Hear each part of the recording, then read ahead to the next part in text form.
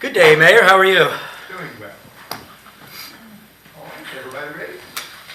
Okay, want to call the May meeting of the town board order. Please stand. Pledge allegiance.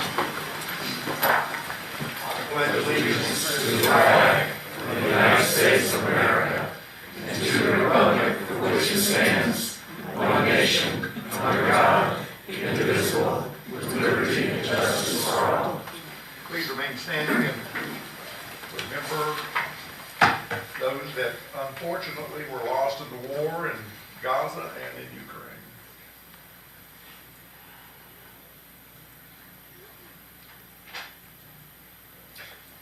Please be seated.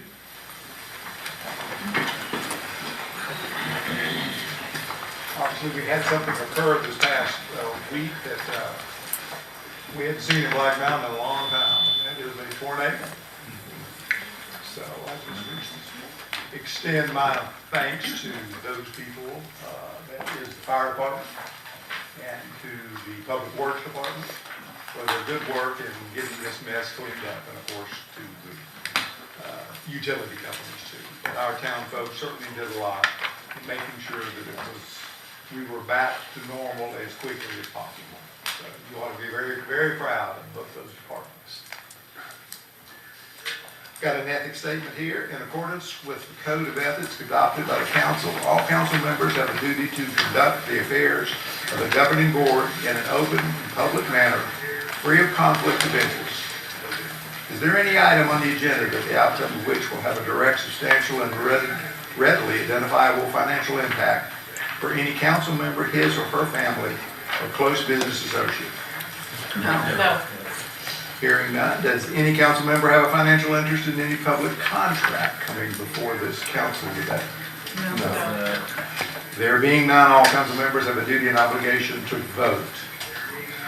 I've got a proclamation here. The proclamation is the Mayor's Monarch Pledge. Whereas the Monarch butterfly is an iconic North American species whose multi-generational migration and metamorphosis from caterpillar to butterflies capture the imagination of millions of Americans. And whereas both the western and eastern monarch populations have seen significant declines, with less than 1% of the western monarch population remaining, while the eastern population has fallen by as much as 90%. And whereas the town of Black Mountain is one of 13 North Carolina cities that has signed the National Wildlife Federation's Mayor's Monarch Pledge for 2024, and has officially committed and continues to take meaningful action to protect the monarch butterfly. And whereas the town of Black Mountain is committed to restoring and preserving habitats that supports the monarch migration each year by engaging with town departments, garden groups, and citizens, encouraging monarch-friendly plantings and gardens, maintaining monarch way stations, and displaying educational signage about our efforts. Whereas citizens can make a difference for the monarch by planting native milkweed and nectar plants to provide habitat for the monarch and polluters and pollinators in locations where they live, work, learn, play, and worship. Therefore, see Michael Soul, Mayor of the town of Black Mountain, on behalf of the town council, do hereby declare May 13th to be Monarch Day in the town of Black Mountain. Encourage all citizens to support monarch conservation. One quick thing about the monarchs, which was something I learned several years ago. In that migration, that is not an annual migration. That migration takes several years. And the thing is that the monarchs, the one that starts is not the one that finishes and comes back. So it's pretty phenomenal that that genetic material is passed on to the next generation to tell them where to go and then how to return. I just think it's pretty amazing. Okay, we have some citizen comments here right now. Remember, we've got some public hearings. So if you're wanting to speak at the public hearing, that's fine. But I see somebody here wants to speak on the public social district. But if you want to wait till then, you can. If not, you have the right to speak now. But first of all, it's my. Let's see. This is all on. Excuse me, I want to look at the pages correctly. So if you speak now on the social district, then you won't be speaking at the public hearing. Okay, that's correct. That is correct. I'm assuming that has been the policy, that if an individual comes up and allocates their 3 minutes at citizen comments, that they waive the right to come during the public hearing part to talk. I think you all give them 10 minutes? 3 in both? Public hearing should be limited to 10 minutes. Public comments, one speaker in the public hearing should be limited to 10 minutes. That's what I thought I said, but if I said that. Okay. Making it clear. You weren't confused. It's been a long day. All right. First, we have Zach Kickle speaking to the, Could I ask a clarifying question? yes. So, if I make a comment now, then I can't speak later. Is the later today, or is the later another time? No, the later's later on in the meeting. Then no, I will pass, and I would like to speak later. if I could. Okay. One of the things that I'm going to mention right now that I hope that the people will go ahead and, we've got a lot of people speaking, which is your right, and that is what we're here for, is to listen to you. But when we get into the public comment, then, just try not to take the full 10 minutes, because otherwise we'll be here till 4 o'clock in the morning. All right, next one, the sign up was Kim Floyd. I'm also going to pass and speak later, but I'm 30 seconds. Mike Baldwin. I'll speak during the public hearing, thank you. Amy Parker. I'll speak now because I need to leave. Go right ahead, please. Do you want to come up here? You come up here, have a seat, and give your name and address, please. My name is Amy Parker. My address is 15 Galax Lane here in Black Mountain. I'm a local. Grew up in McDowell County, but I've been in Buncombe County since '94 and Black Mountain since 2013. I have deep family roots here. My family is from McDowell County, and a lot of them have lived in Buncombe County. I'm a business owner. I would love to see Black Mountain vote yes for the social district. I think it would bring a charming and welcoming vibe and environment to the downtown area. I think it would be great for businesses and tax base and just the overall feel of our unique town. And so for those reasons, I would love to see Black Mountain give it a try like a lot of other towns in western North Carolina have. Very good, thank you. Michelle Begante. Nancy, thanks for trying. I'll wait until later. All right. Thank you so much. The number 6 is Philip Cosnett. Yes, Mr. Mayor, I'll speak during the public Okay. comment period. Can't read the writing, but Tom Womer. Tom Womer. Next would be Mike Dixon. Oh. I'll speak during the public hearing portion. Mr. Very good, thank you. Mike Dixon, Montreat. He's in the room, Mayor.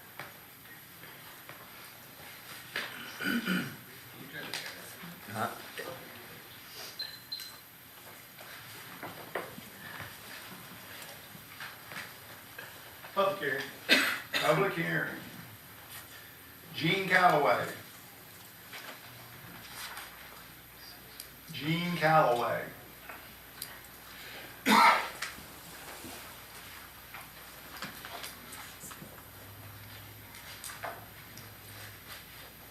We'll come back to that name.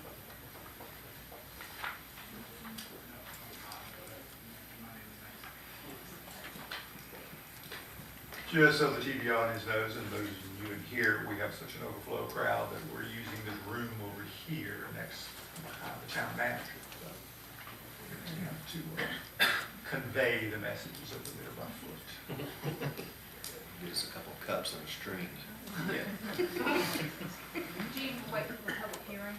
And last, Tom Blackstone. Todd Blackstone. I'll wait for the public hearing as well. All right. So that's that for now.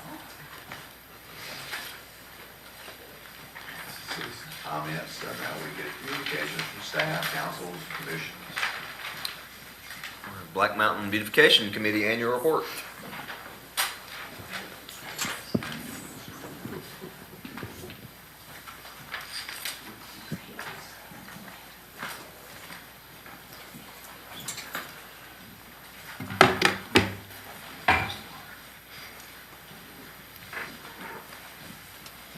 Good evening, all.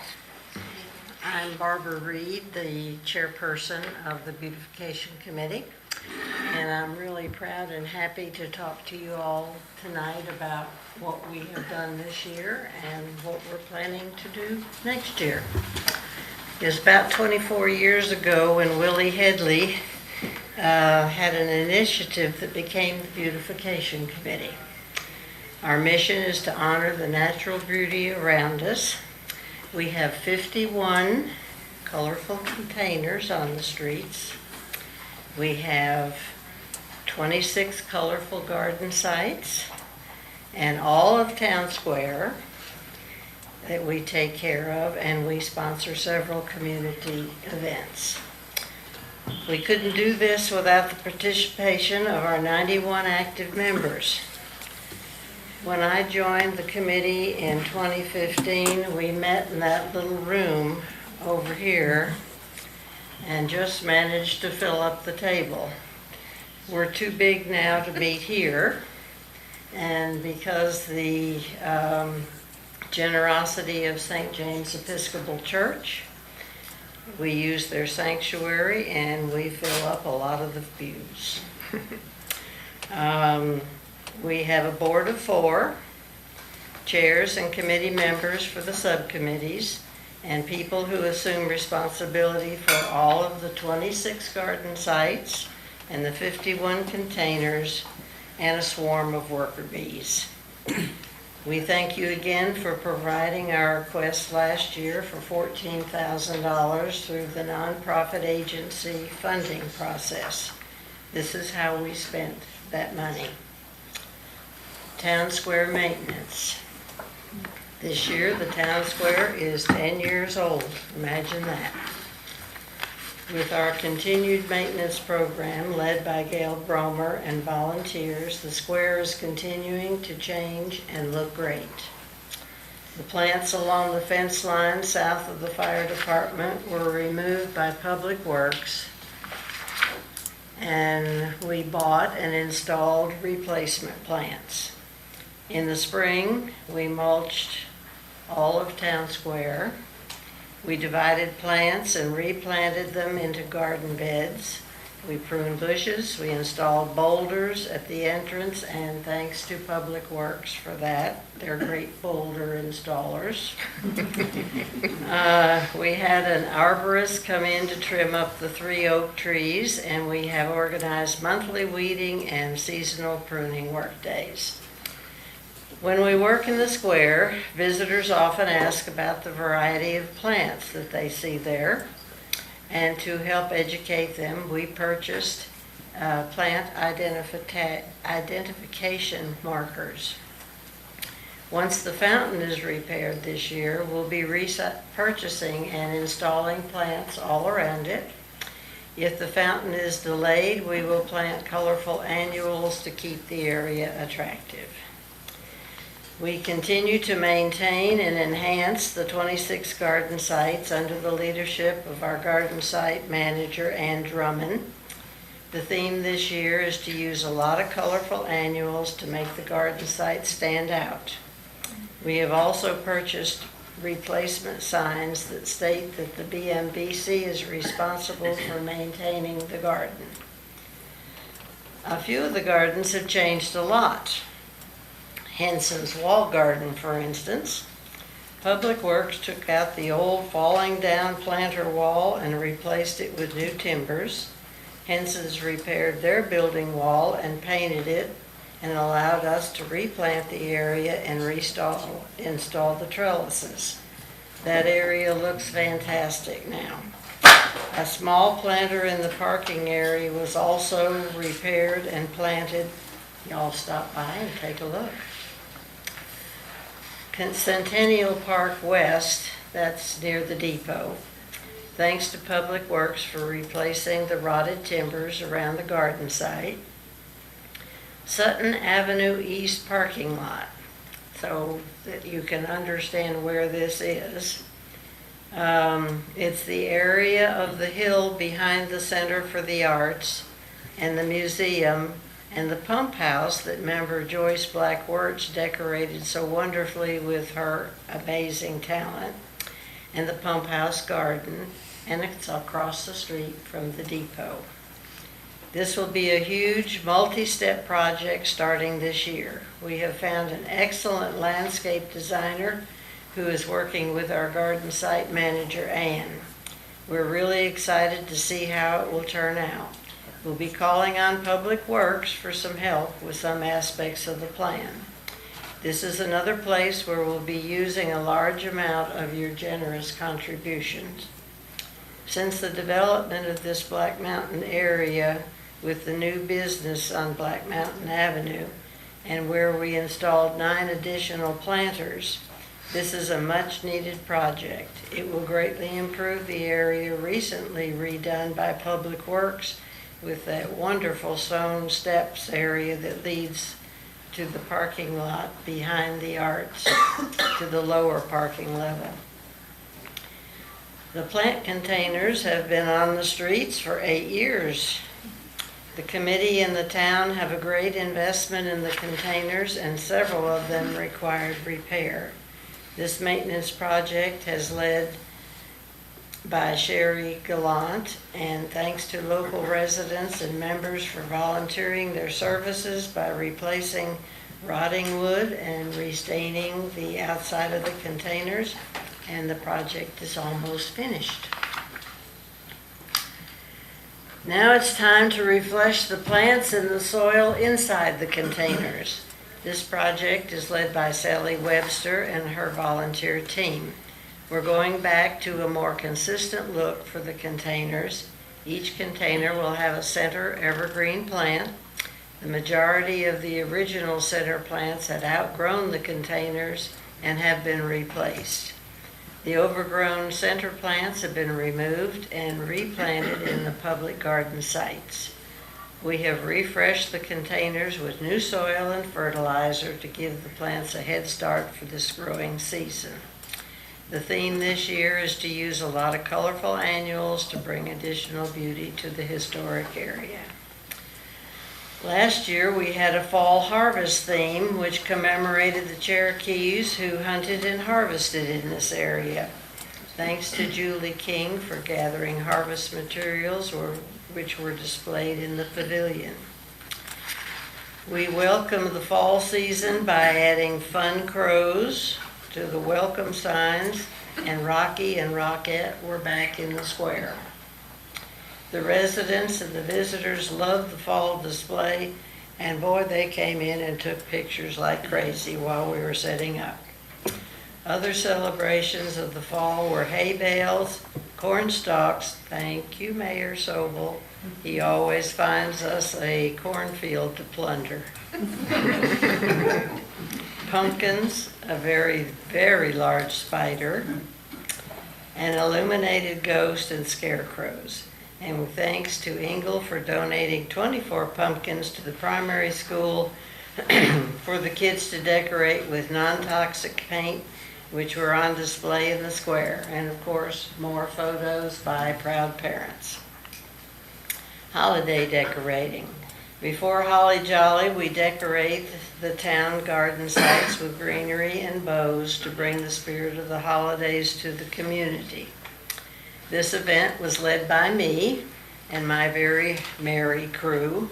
I'm known as Bow-Making Barbara. Black Mountain Garden Sale. Our biggest fundraiser of the year is this weekend, Friday and Saturday. It's held in the lower parking lot of Town Square. Roy-Ann Jones chairs this event and says this year it will be bigger and better than ever. We've extended the area to accommodate 19 vendors bringing specialty plants and garden items.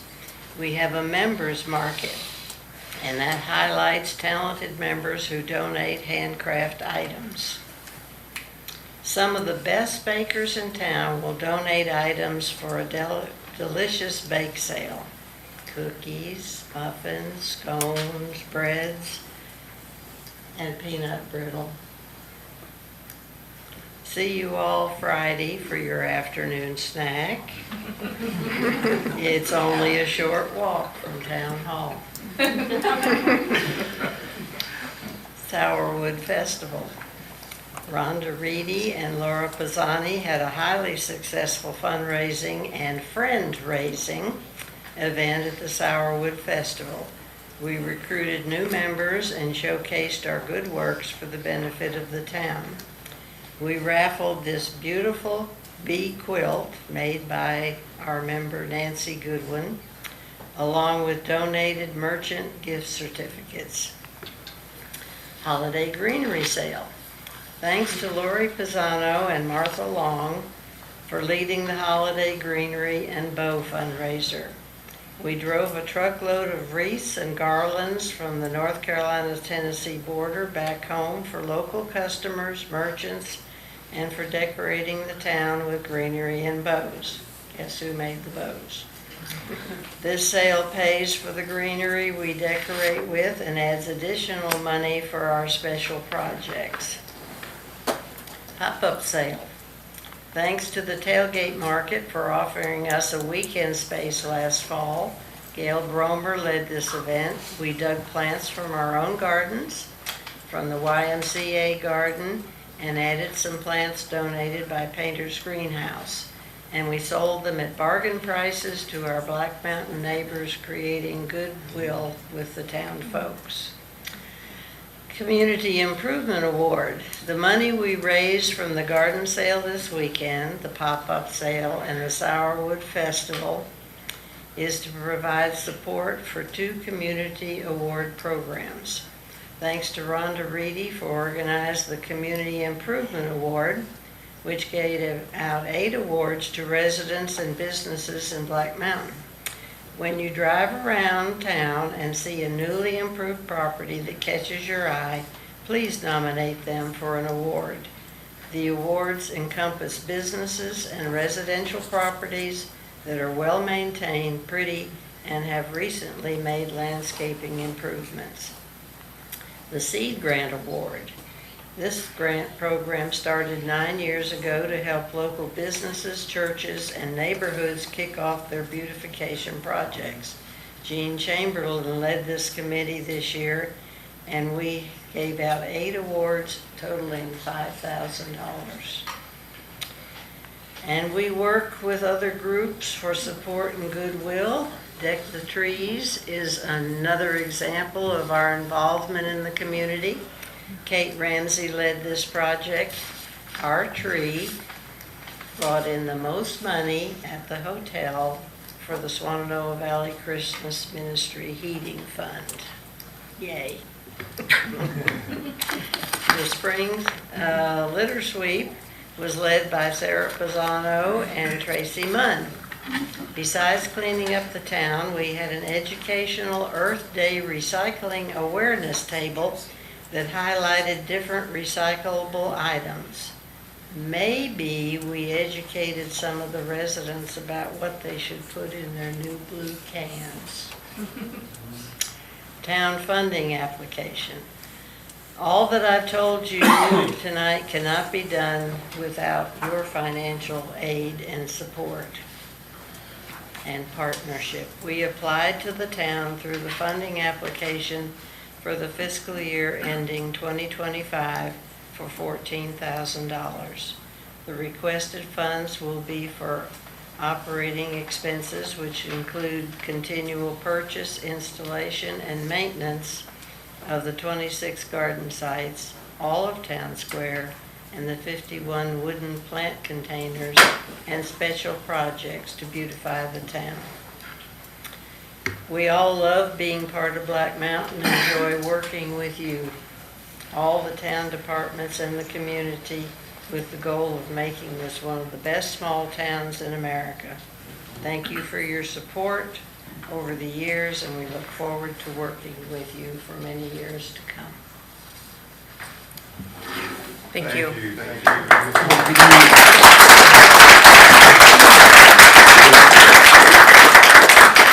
you all sit down, we just need as a board to say boo-hoo thanks to you. It's amazing what you do for this town. comments that I received, not from local citizens, the people that visited here, is amazing. The only thing is I want to make sure that the state knows that we're not hiring these people because we employed 91 people, $14,000. We'd be in serious trouble. Thank you very much. Thank you.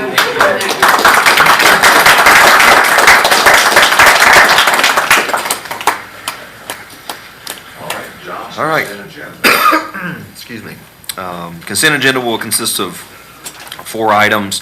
First being your adoption of meeting minutes, March 28th, budget work session, April 4th, agenda meeting, April 8th, regular meeting, April 11th, budget work session, April 18th, budget work session, and April 25th, budget work session. Item 5B will be your monthly property tax collector report. 5C, consideration of budget amendments consisting of Carver floor repairs, increase in property tax, late list penalties, and an increase in the fire department line item to recognize funds received from Buncombe County Dispatch. And then lastly, on 5D, is consideration of Riverwalk Greenway Capital Project amended ordinance. That'll be your consent agenda. I don't know what y'all feel, but I would like to go ahead and discuss E separately. If that's in agreement with the board. Discuss which one? E. Riverwalk Greenway. Riverwalk Greenway. It's D. It got. Oh, I'm sorry. Yeah. The Riverwalk Greenway. If that's agreeable to everybody. We can vote on the first, we can vote on the consent agenda, and then we vote on them separately. I feel like it should have gotten pulled at the agenda meeting on Thursday, but Well, I'll go along with that's what right. the others think. I wasn't able to read through it at that time, to be able to come up with questions, but I have.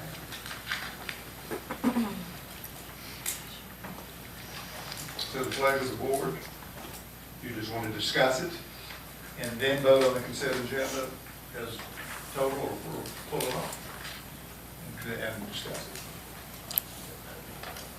I mean, we can discuss it right now if you want. Let's just go ahead and discuss it. Let's go ahead and discuss it. Okay. All right.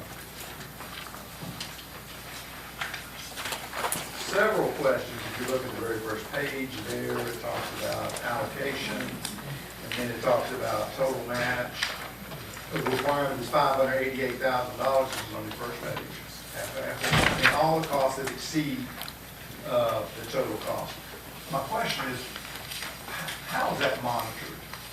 How do we know what the cost of all this is in particulars? Based on the contracts with DOT. Okay, how is that decided? Because I've never seen any information about that, as far as trying to see what we're actually spending money on. Is there any way we Like a can breakdown see- of the cost of like a line item. We don't have a line item breakdown cost of both those contracts. That's not how they came in. They were just for, it's the DOT contracts that you get for the agreements. And then we have contracts with the engineering firm, both. Okay, so, my main question on this is, this board, before I got on here as mayor, has approved this, and it is moving forward. And it looks like that while we're here, is that we're here because we're gonna have to appropriate some more money. That's correct. And my main question is, if we have to appropriate more money, why are we having to appropriate more money? And how come we couldn't get a detailed analysis of why we're having these cost overruns? So we're not having cost overruns, Mr. Mayor. This is, as I mentioned Thursday, this is appropriated from fund balance. It was budgeted but never put into the capital reserve fund. That is why you're appropriating more money. It has nothing to do with cost overruns. And on this page 2 where it says the Department agrees to reimburse municipality $1,415,000. Is that in addition, that's in addition to? Where are you looking? What was listed on the very first page? Where are you looking? I'm looking on page 2, agreement ID 11363. Is it under one of those I'm just trying to come up with some costs, just why all this is. Are you looking at Running section so 8 or much. section 9 or section 10 on page 2? That would help me know what you're, Is that section 8 or 9? Or section 10? Which section are you on?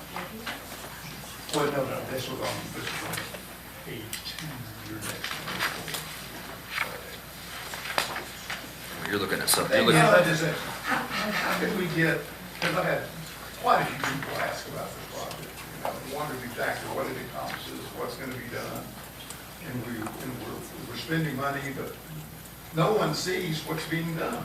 it's because there's How can we- been no construction done yet, that's why. Okay, well, there's no construction, but how can we come up with proposals for what's going to be done? I mean, we have plans we can share that shows, you know, the Sharrows and they're still working on the intersection plans because those aren't done yet for Sutton and Broadway.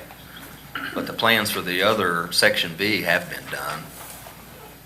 I think this has just been so long in the making that it would probably be helpful to have a review at an upcoming board council meeting, just because it's been a long time coming. It's 10 years. Yeah.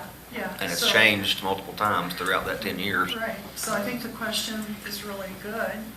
I don't think we're gonna get into it tonight, because none of us are prepared for that, but I think it'd be really helpful to have an overview at an Well, upcoming we council can meeting. put together kind of a timeline and try to get that together the best we Get that can. done at the next meeting?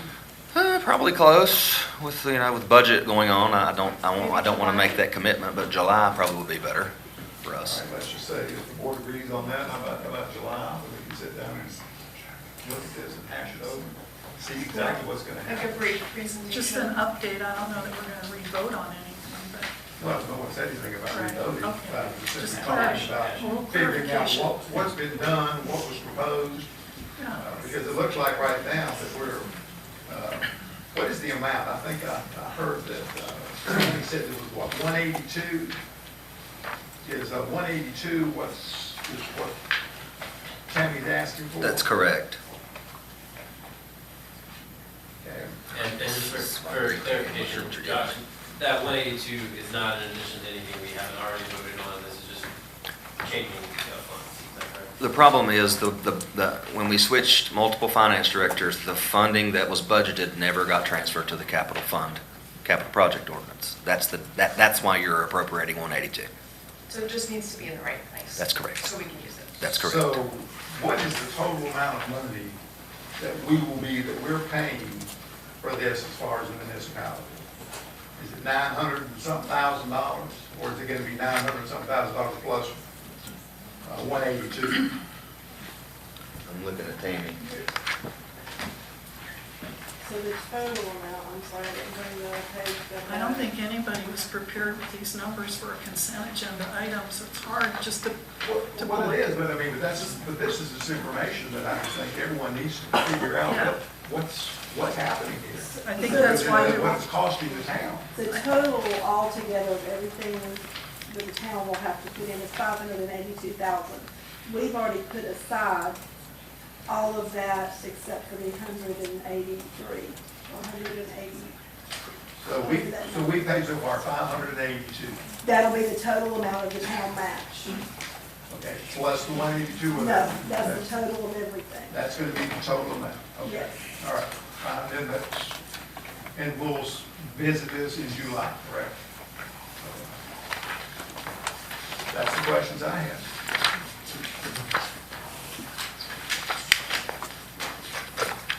I would move to approve the consent agenda as presented, items A through D. Okay, any more discussion? Not all in favor? Aye. Opposed? That's unanimous. All right. We're moving into public hearings. Your first public hearing is a public hearing for text amendment to Chapter 20, Article 5, nuisances. The Planning Director, Jessica, come up.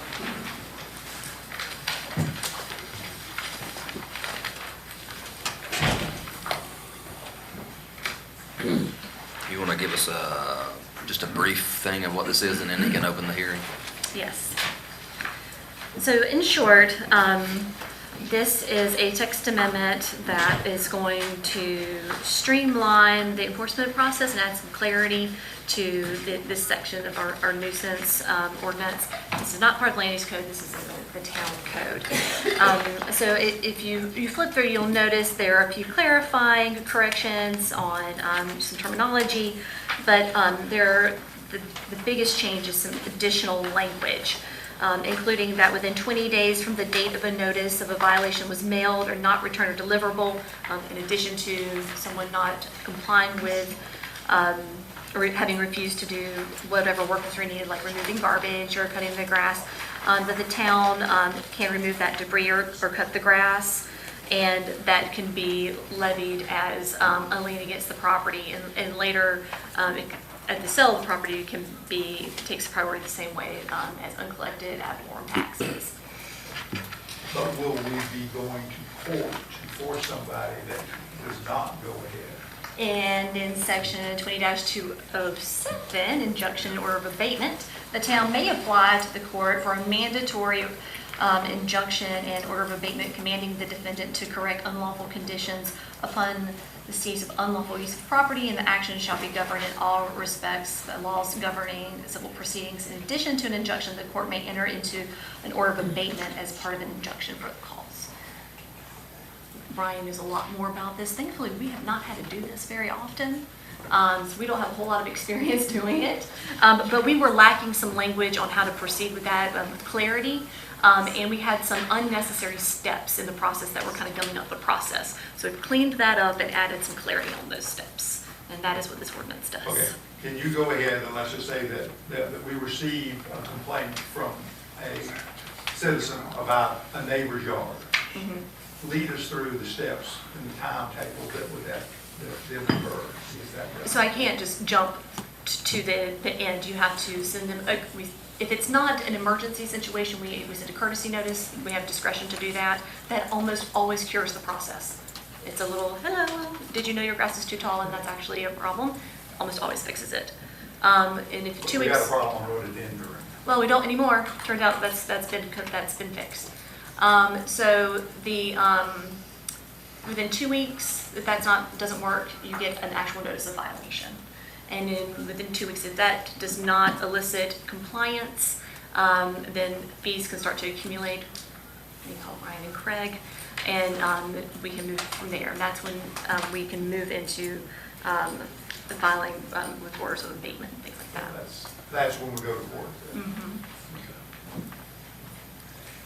So maybe I'm missing it, but we don't have in writing the courtesy reach out. It's actually earlier in the ordinance. Okay, thank you for Mhm. specifying. Yep. And if it is something that's a threat to life and property, we have discretion to skip that. Yeah, Yes. different case. Okay. So this makes things smoother moving forward. All right, so since this is a public hearing, we've had the explanation about what we're going to be discussing. I'd like to hear a motion first to open up the public hearing. For anyone who wishes to speak, to come. So moved. All in favor? Aye. Okay, so at this point, if anyone wishes to speak to this particular ordinance, the nuisance ordinance, there are several. Yeah. Okay. Thank you.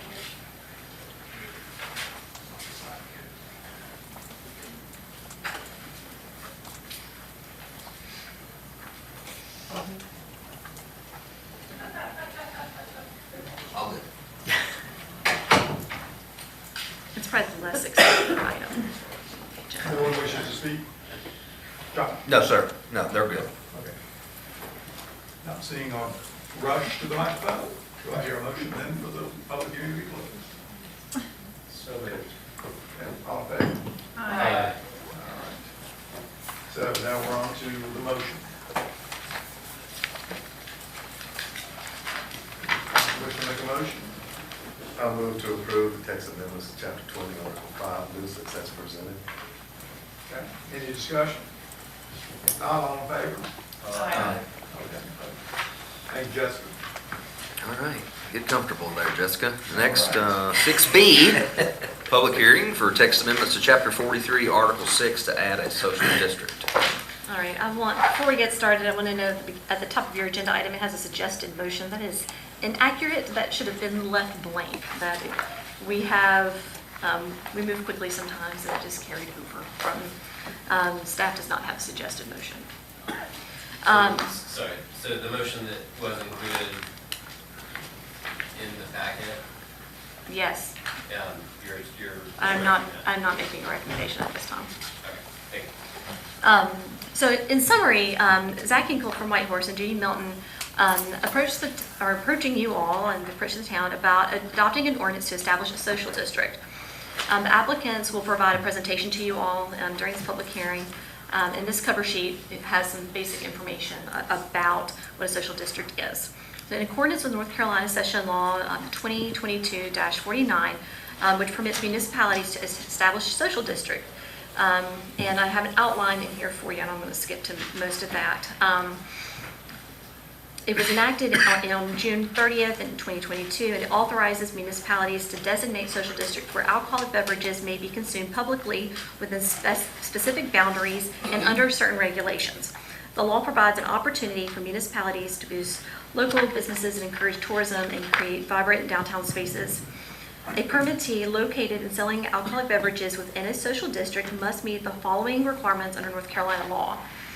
Must sell and serve alcoholic beverages for consumption within this license in the area of the district only. Sale of alcoholic beverages for consumption in a container that meets the following requirements. The container clearly identifies the permittee from which the alcoholic beverage was purchased. The container clearly displays a logo or some kind of other mark that is unique to the social district in which it will be consumed. The container is non-glass. The container displays in no less than 12-point font a statement that drink responsibly, B21, and the container shall hold no more than 16 fluid ounces. There's also requirements for patrons that you can only keep the beverages within the district, and you can only purchase 2 drinks at a time, and you have to dispose of it before you're exiting the area. There's a lot of other things that can be considered when creating a social district, like economic development, community engagement, special events, and other things like that. But you're going to hear mostly about that from the folks who are interested in bringing this to you. I did want to mention some specific considerations about public safety, environmental impact. These are things that the state requires that you mitigate up front. You have to have a litter management plan, public safety things. These things are not too strenuous to enact, but because the essence of time of the applicant's interest in developing this district, I do want you to know that if you are all interested in doing this, we have already created some draft materials in order to respond to whatever you all want to do now or in the future. And I'm going to let them give you their presentation. This is their idea. And just with the caveat, know that you have a lot of flexibility in what the general statute sets forth with this. You can run it one time as a pilot. You can have it on every second Thursday on months that start with J. You can set it up however you like. And you can end it whenever you like. So I don't want you to feel like you are being asked to make a decision that is an end-all, be-all sort of decision. You have sort of lots of flexibility that can be revisited. So. One question. Yes. So when we open the public hearing and we start to hear from folks, are we asking them questions, or are we just listening? And then when we have questions, it's after the public hearing of Jessica? Or the folks that are presenting it. Or someone that would be representing the folks. I think that's the better way to do it, as opposed to trying to go ahead and just simply leave it wide open. I just want to be clear about when I should ask questions. After the public hearing. Okay. Yes. So I'll get out of the way and let them have the floor. So you heard the text amendments about a social district. So we now we're going to have a public hearing.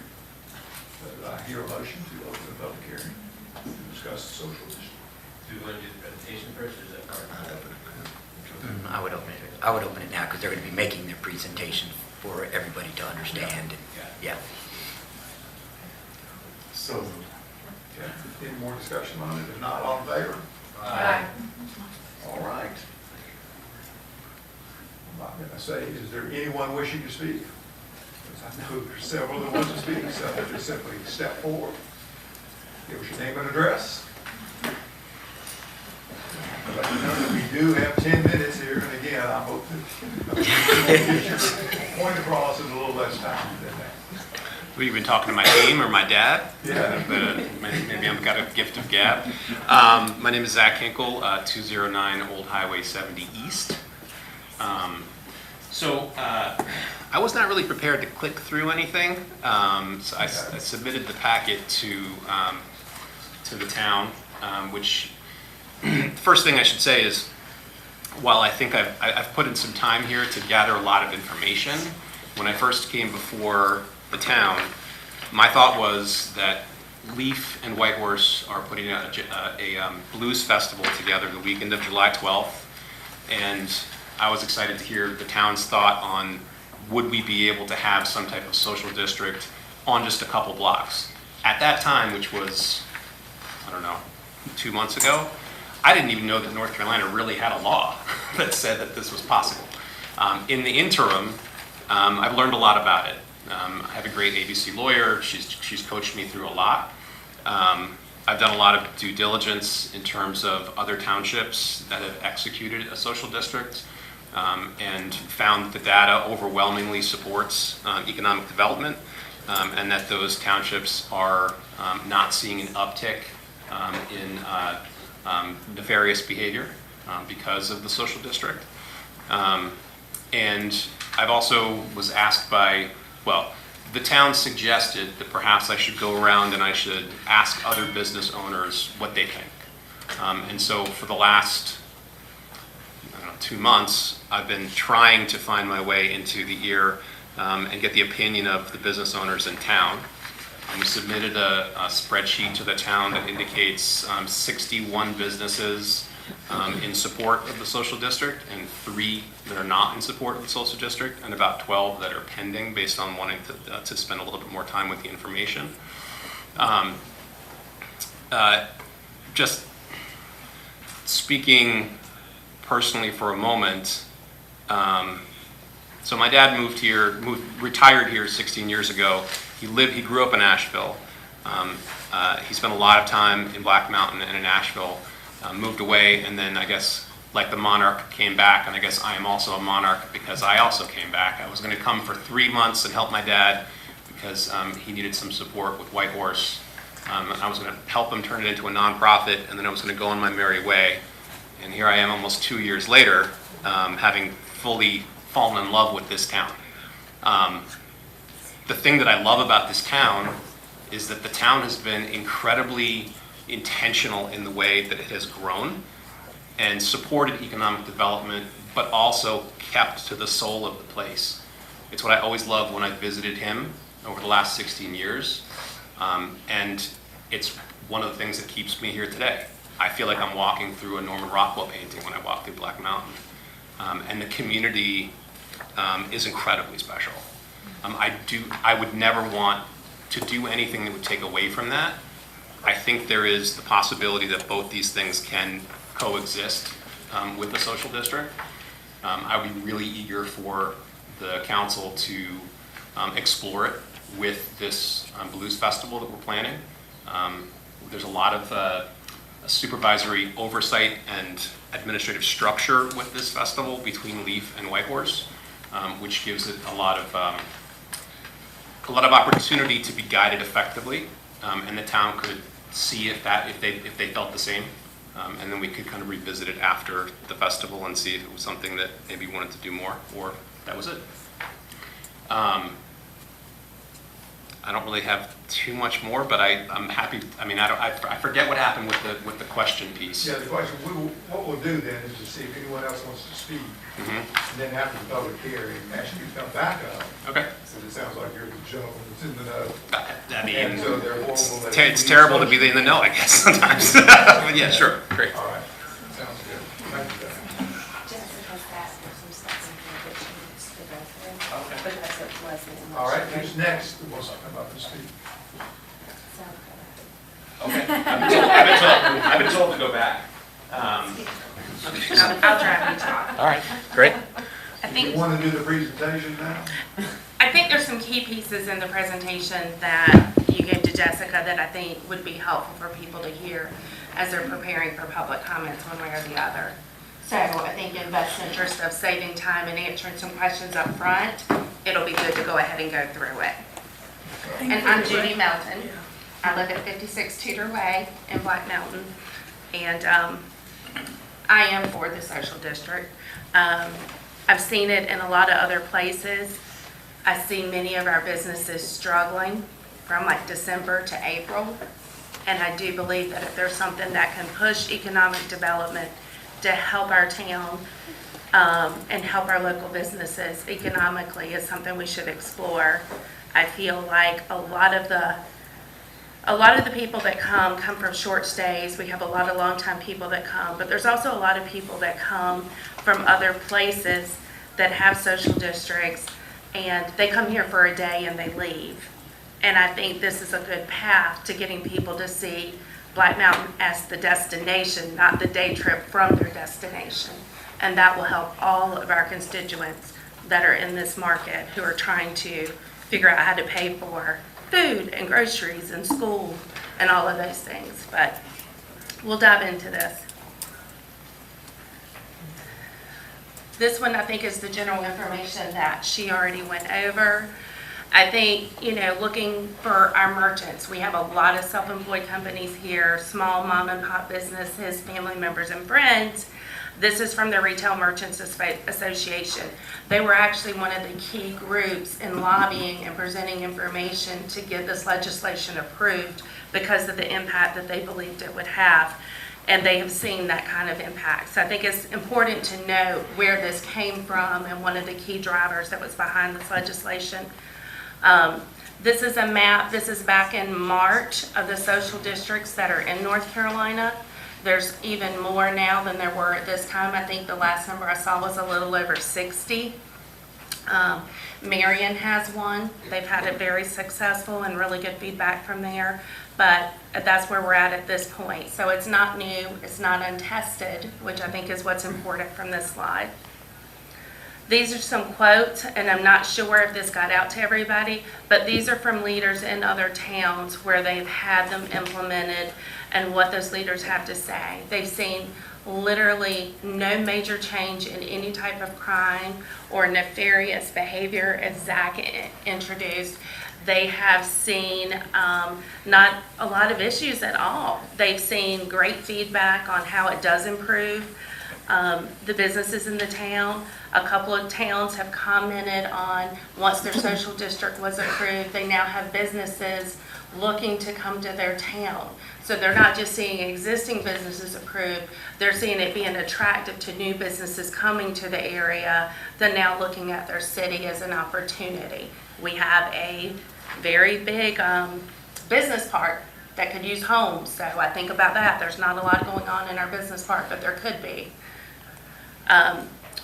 This was just a draft of an initial proposed area that got kind of put on paper. It's, again, to her comments, there is the ability to decide how big it is, where it goes, what the confinement is, and when it is.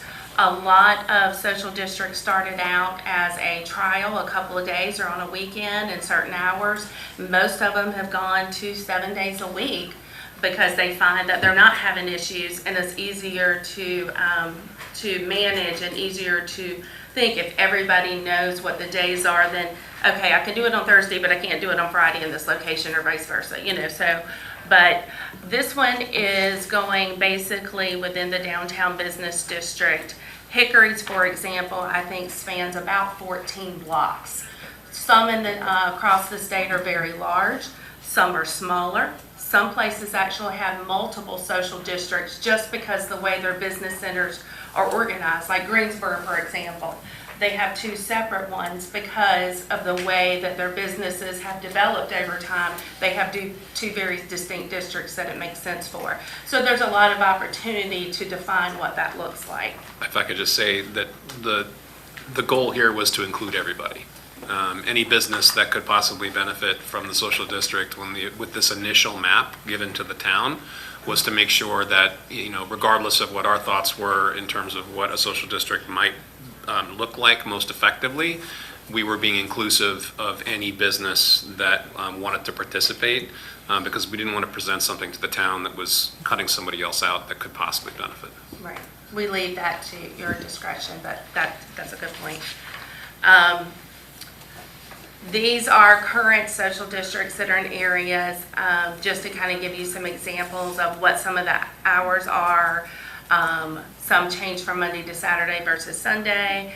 Some have just changed it to different types of things. This is just kind of giving you an sampling of those. But again, each municipality can choose whatever they want to choose that makes sense for that market. People may say, like, I don't want this in my neighborhood. It doesn't encompass the whole town. It's really downtown Black Mountain's what's being proposed. Again, the boundaries is up to the municipality to set what those are.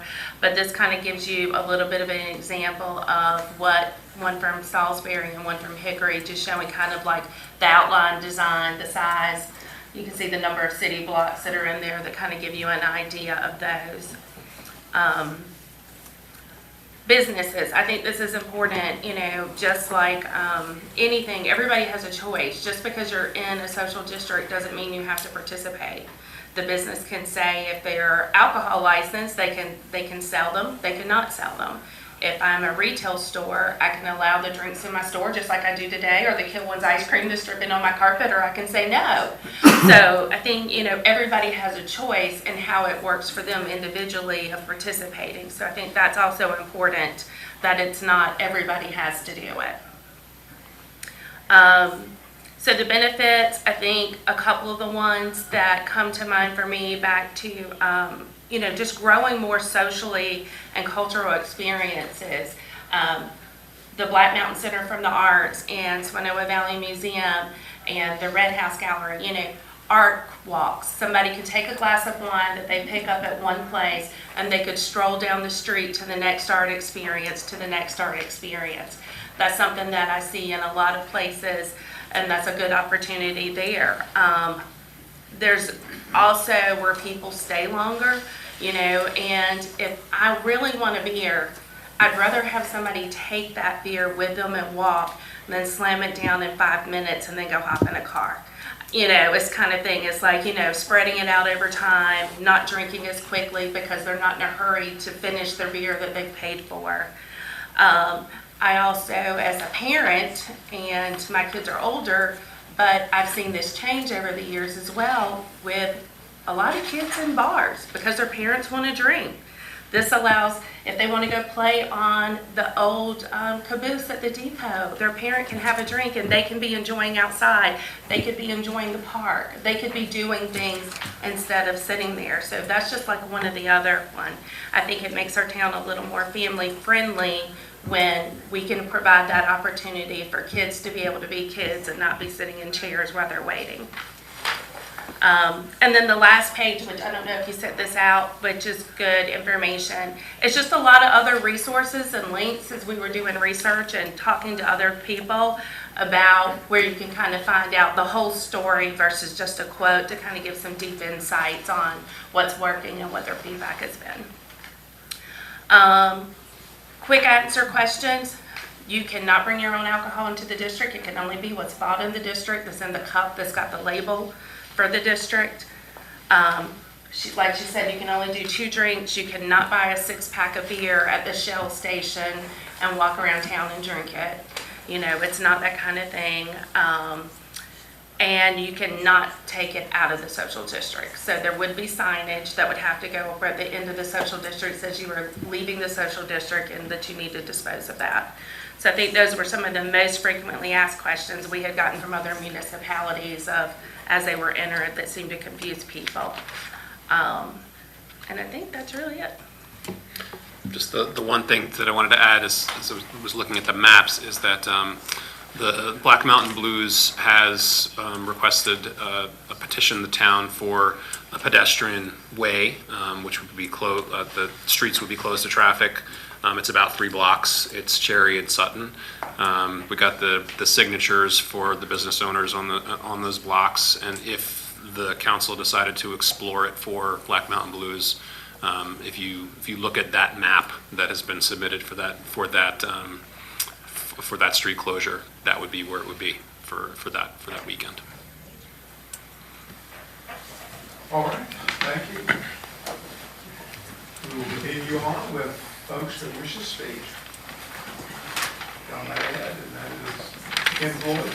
Yes, sir. Your address, sir? 27 Winding Poplar. I am the general manager for the Monte Vista Hotel and Buildings, Cuisine and Cocktails. I just want to say that we're in support of the social district.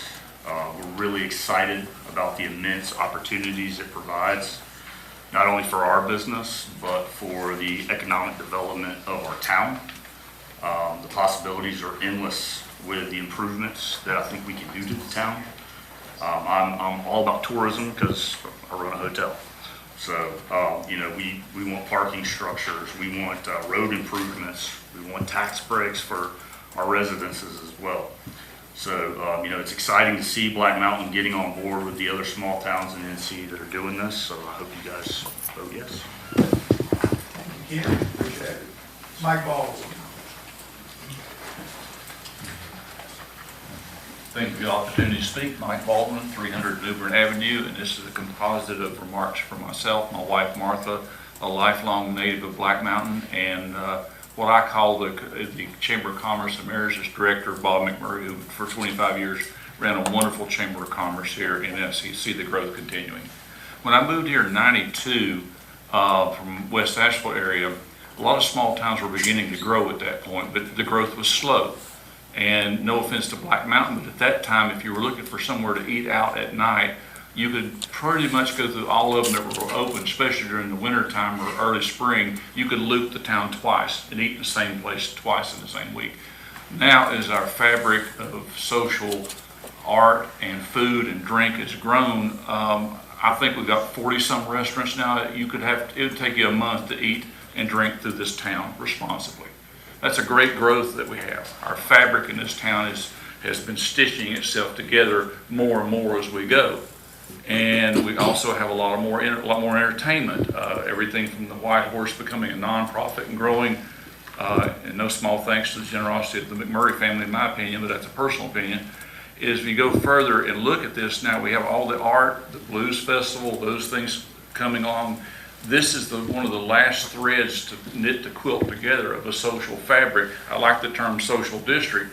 This gives people the ability to go from one place to another. Even the museum having a haunted tour, which the first time I encountered a social district, didn't even know what it was called. When I was in Savannah, and they said, "Do you want a to-go cup?" And I looked like, "Do what?" They poured the glass of the beer in the licensed cup to go on a drink, and we went around on a haunted tour from place to place to place. It was a wonderful evening, and I've been to Savannah many times since. I know it's a large town, we're a smaller town, but I do not recall honestly seeing the first problem with somebody doing that. And at between $6 and $12 for a drink at most establishments, you're not going to be wasting that money either. So it gives a way to stitch the town together. It gives merchants a choice, and it gives residents and visitors the ability to see more of our town at a more leisurely pace. Thank you. Thank you, Mike. Amy Parker.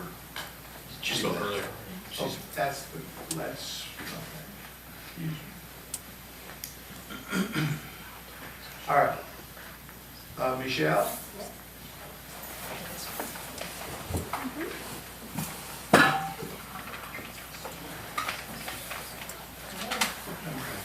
I will let that you give the correct diction.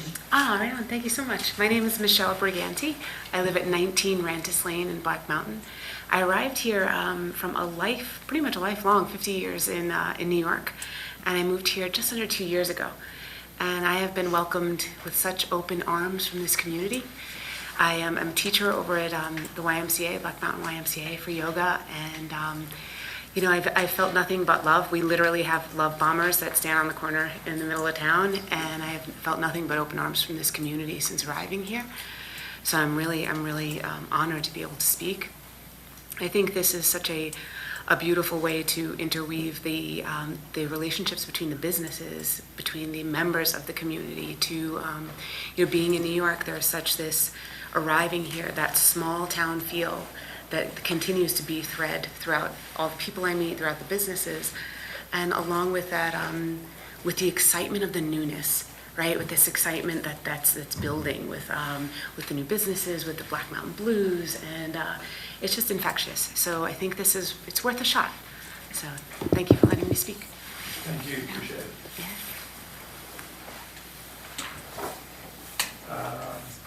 Anybody else wish to speak on the social district? I've only got one other name, Jen Galloway. Come right on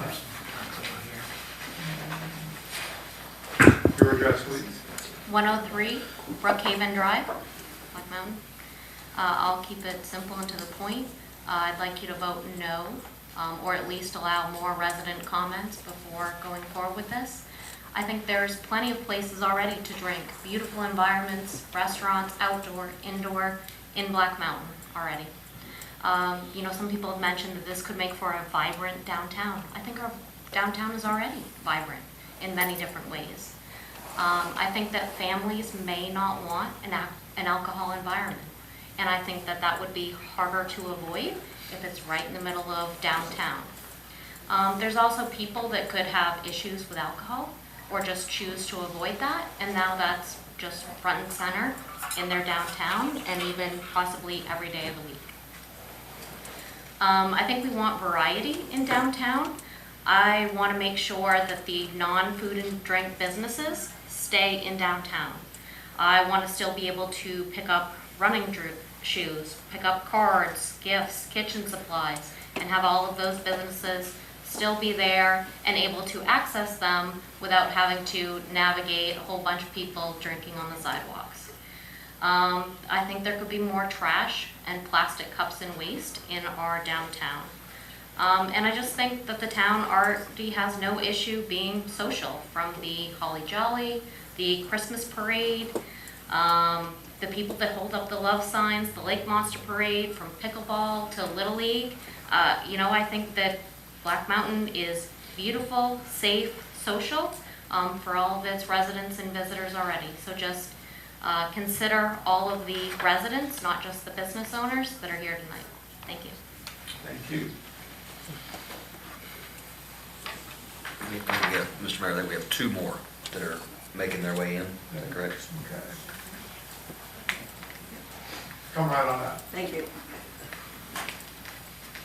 Jan Lupinaka, 54 Old Graybeard Loop. I'd like to echo the comments just made previously by the young lady, whose name I'm sorry I missed because I was being transported. One of the other things logistically that I think we have to consider is parking. We have a great deal of parking difficulties as it is. I think tourism is a great thing.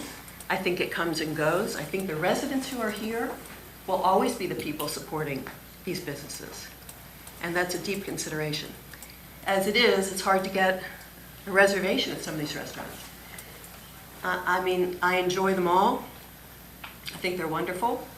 And I think if we, upload so many more people who are tourists, who are more than welcome, and I think that would be wonderful in many regards, with all due respect to the businesses. I do think it'll create some logistic issues. Who's going to police the district? Who stops people from going past the sign, and who pays for that? If there is trash that ends up on the streets, who cleans that up, and who pays for that? And, the tax, I also have a question, I guess. The taxes that are collected with these sales, I don't believe all of that stays in Black Mountain. I believe it is distributed to Buncombe County and then redistributed back to us as seen fit. So we don't gain all the tax benefits necessarily, exactly, to Black Mountain. So I think there's some logistic questions that have to be considered very seriously here for the residents of this town. Thank you very much.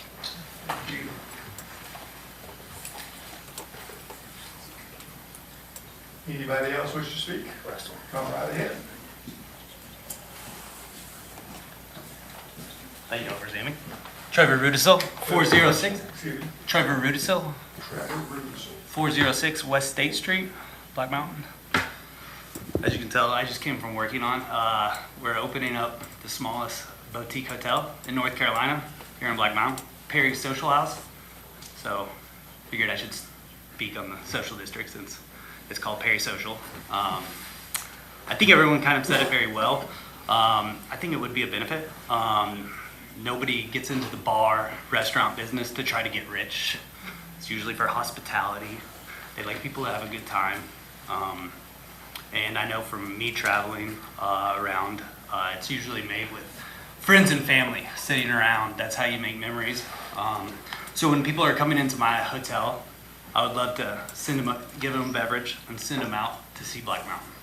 And parking, we're adding parking, so it'll be very close to downtown, so that'll be a benefit. But I just wanted to say that we were for it, and would be happy to help in any way we can.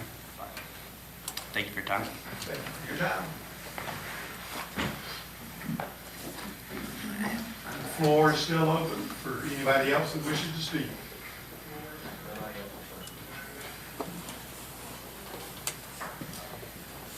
Anybody else? Justine, were you emailed some comments? Yes, I do have one email comment. Thanks for reminding me that. I'll try to read it quickly.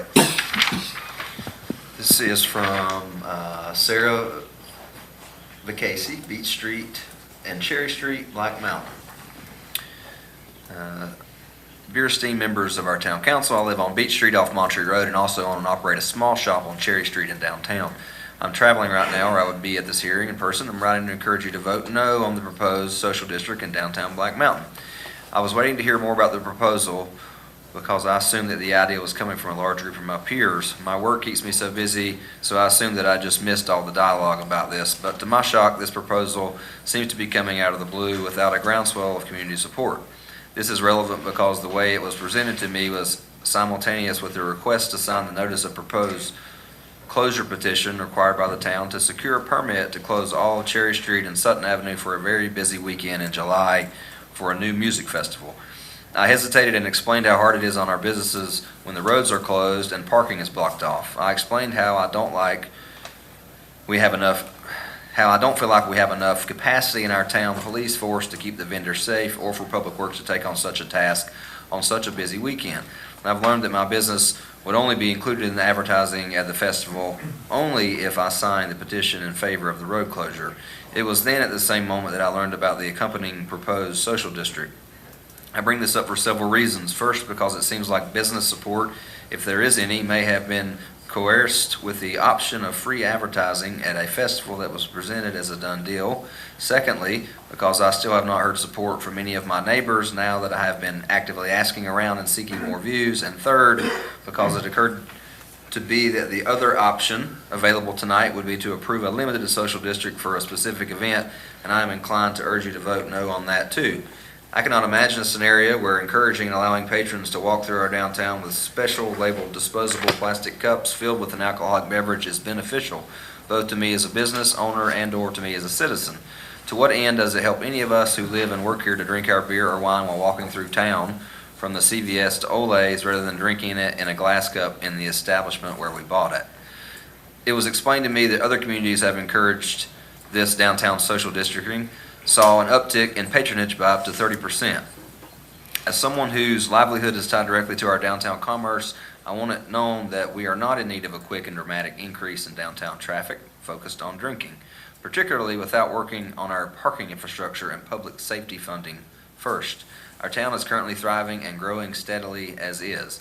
I cannot endorse this proposal and hope that you will all vote against the downtown social district. Thank you for listening. I provided more details in an emailed letter to stay within the time limit of this hearing. Appreciate you all. As I said, Sari Vacancy, Beach Street, and Cherry Street.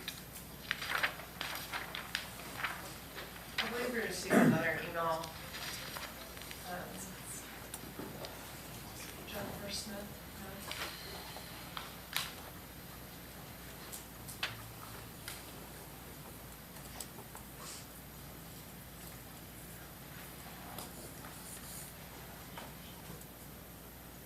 Here we go.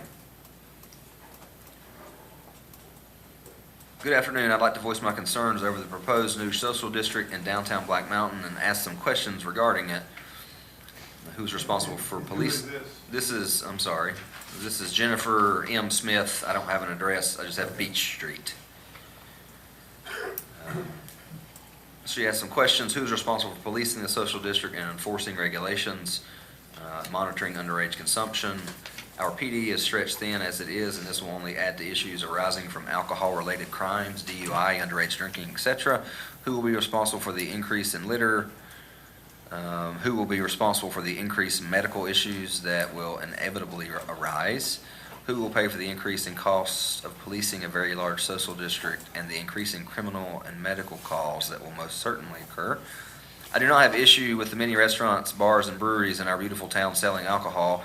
I've been a guest of all of them at one time or another, but licensed establishments have a responsibility to monitor their guests, and maintain a safe environment. A social district will not have such monitoring in place. There will inevitably be situations that arise, more than I think anyone realizes. And will the proposed revenue generated be enough to make up for the costs associated with monitoring and maintaining compliance? Thank you. I look forward to hearing the answers to mine and many other questions. Jennifer M. Smith, Beach Street.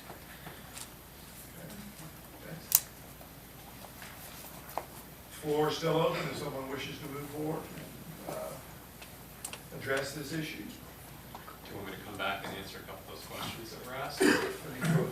Sure. Not seeing anybody else, again, I don't want to close it too quick. If not, do I hear a motion to close the public hearing on the social district? So, Any more discussion? If not, all in favor? Aye. Okay. Mr. Mayor, before we get to questions for the public, I have a clarifying question for Jessica. Please come up, Jessica. So just to be clear for us and also the public, what are we considering tonight? Are we considering a social district? Is it somehow linked to the Blues Festival? Is it somehow linked to the closure of those streets? Like, can you just define the parameters that we're looking at? So the closure of the street is a separate request related to their event. My understanding is their events on private stages and events that they've asked to close the street pursuant of a special event permit, which is totally independent of social district. Now, if there is a social district, they could walk down the street with a beer, which would be different. You have a draft ordinance in your packet. Like any ordinance, it can be adopted with any level of amendment you see fit. If you wanted to consider it as a pilot for a single weekend, we would include that. If you wanted to revise the map of the social district, you would just say what boundaries you wanted, you would create a new map, and it would be reflected in that. So you've been approached about creating a social district related to their event, but you don't have to do it that way. You could pilot it a different weekend. You could set it up for reoccurring over a period of 3 months and take some data and report back. It's really up to you. Or you could say, no thanks. I just want to be real clear, because we don't normally get into planning events or closing streets, you know? That's right, you were not planning events or closing streets. But That so, is, like 6 months from now, when another group comes and they want to have an event, I doesn't want to hear, but you did it for them, you know what I'm getting no, at? yeah, we do close streets for events. That is. You do, but we don't. That is correct. Yeah. That is correct. So right now then, the board is going to be entertaining whether or not to adopt this ordinance, which would simply just be the blueprint for a social district, with nothing dealing with time frames. That would then be voted on separate as a second vote, is to either implement this as a one-time trial basis for on the whiteboard, or to go ahead and then try it on a 3-month basis, every Monday or Tuesday. I think it would need to be in this ordinance. I think you would amend this draft ordinance to include that. To include Yes, sir. the actual time. Yeah, because it's got, Mr. Mayor's got the times in it now, and then the page is not numbered, I apologize. Which page? But if you get, this is gonna be, if you go for the whereas's. You got 5 pages. Okay, so it is on the 4th page, 4th page. under B up there. Under the hours of operation, okay. This ordinance proposes it to be 24/7 then. Well, 7 days a week, 11 to 10. 11 a.m. to 10 Well, not p.m. 24/7, but I Yeah, mean 7 yeah. days a week, Yes, every day. that's correct. And you can plug and play however you wish. Anybody else got any questions of Jessica? I want to make a statement and we'll leave it open to the board to go ahead and. I have some questions for staff. I don't know, Jessica, if you're the right person or not, but I know that Chief Parker is on vacation this week. I have a statement from Chief Parker. I also have the major here too, who can answer questions as well. Okay. So- Yeah, I'd love to just to get, to hear what, I know there, especially from the public, there are concerns around Sure. policing. Major, if you could come forward, please. Answer the question.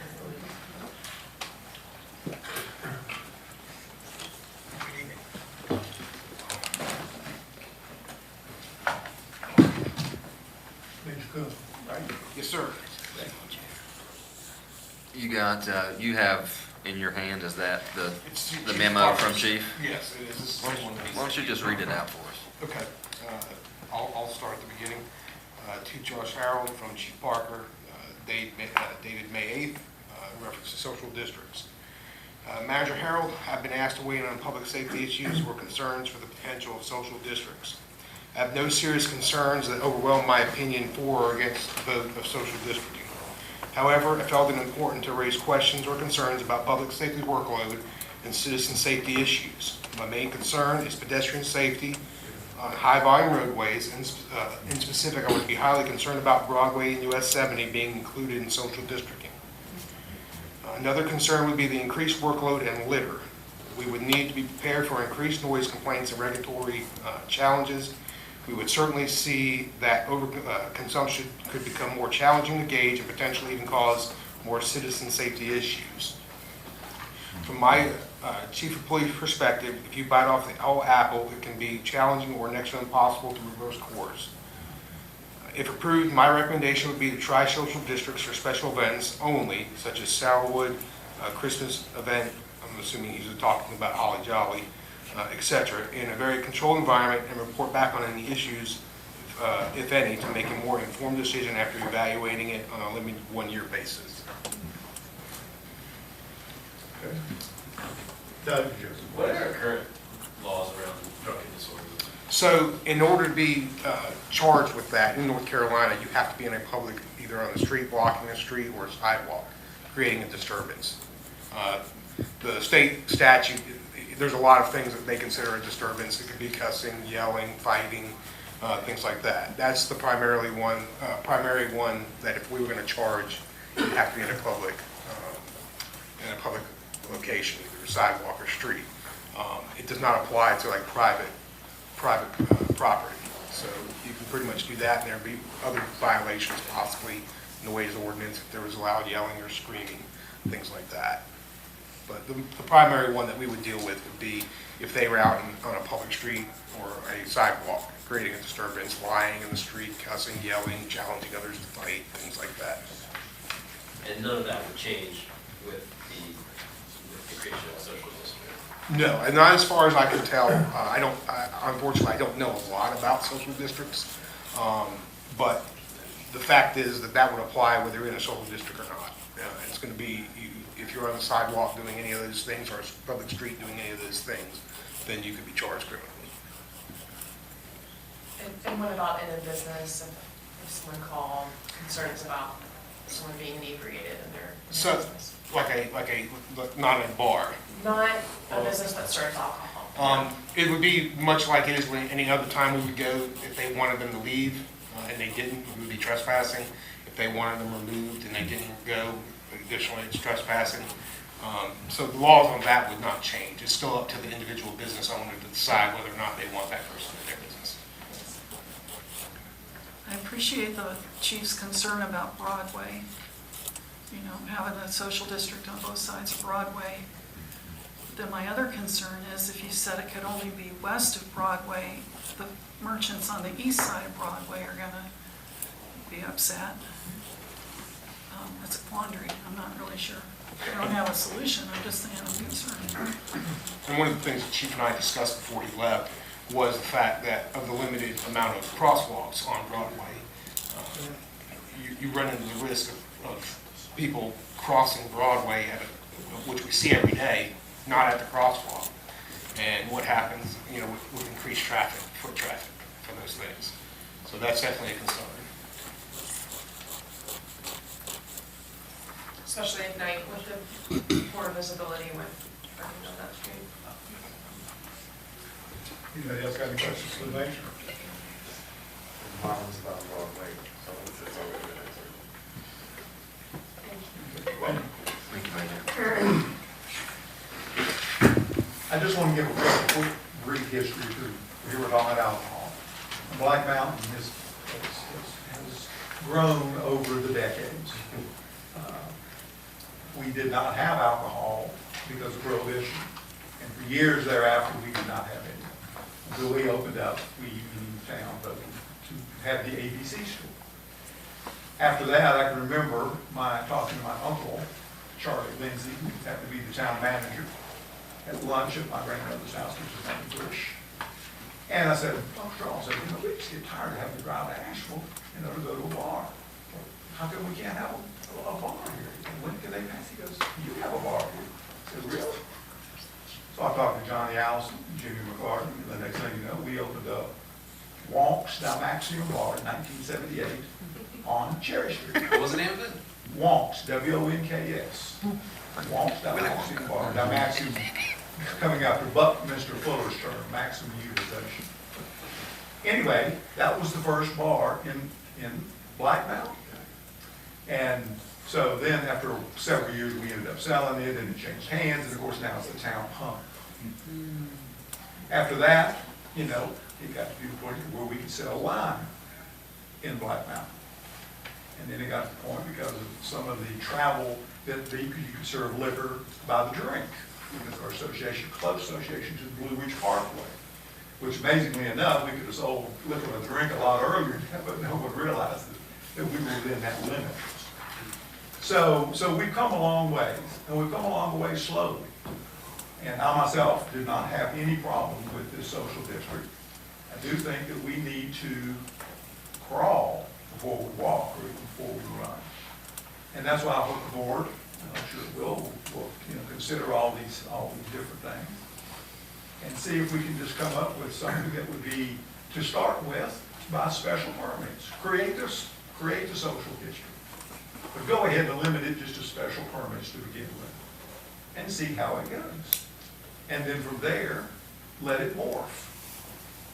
But I think, though, that this is I don't think there's anything wrong with this, but also want to say that there's a good segment of the population of Black Mountain that does not consume alcohol, that does not like alcohol. And I don't think that we need to go ahead, and we've got plenty of places to drink. I don't think we need to be pushing it down anyone's throat. Not that I'm saying that you are trying to push it down their throat, but there again, though, to do it right now at 7 days a week, 52 weeks out of the year, I think goes ahead and sends a message. And I think we need to be accommodative of those other folks in this town that don't feel the same way that I do, because I have no problem drinking. So that's my spiel on that, and now I open it up to the board if they want to make some statements or ask more questions. I wonder if the board one concern I have around just limiting it to special events, because I like that idea as well, and as a trial period. But my concern is that special events, especially music festivals, aren't a good representation of what it would be like outside of that. On a Wednesday evening or a Thursday evening, there might be quite a bit more alcohol consumed at a special event than on a typical day. If we were to have a social district that was expanded beyond that. And I wonder if having the special events almost encourages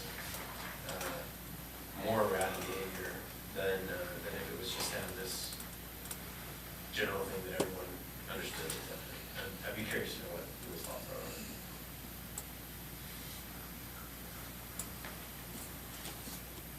it. I tend to agree with you. I mean, I think you're bringing in different people from within town for a special event. It'd be a little bit like apples and oranges, but I don't know that it would be unhelpful information.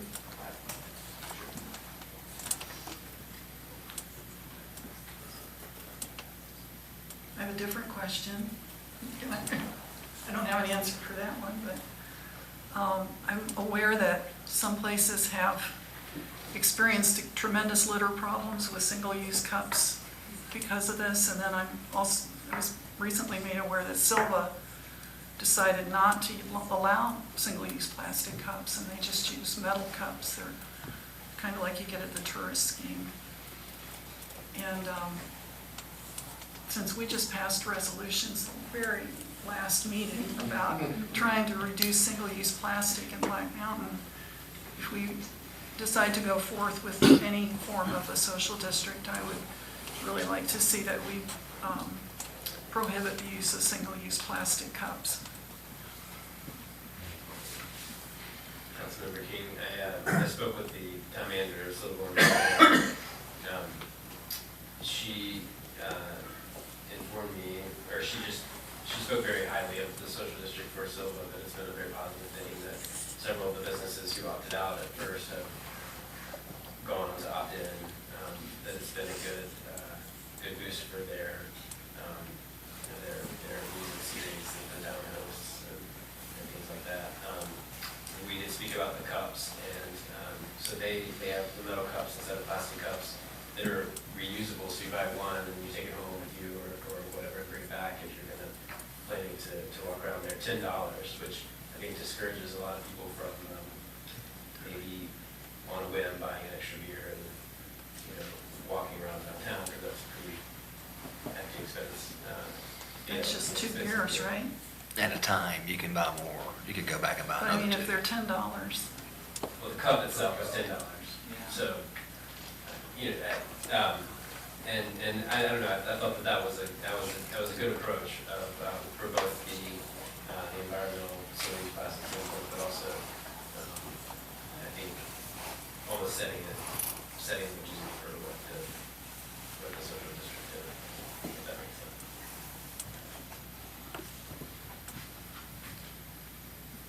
I personally don't have a problem with a social district. My only concerns was that I'm still not sure of is,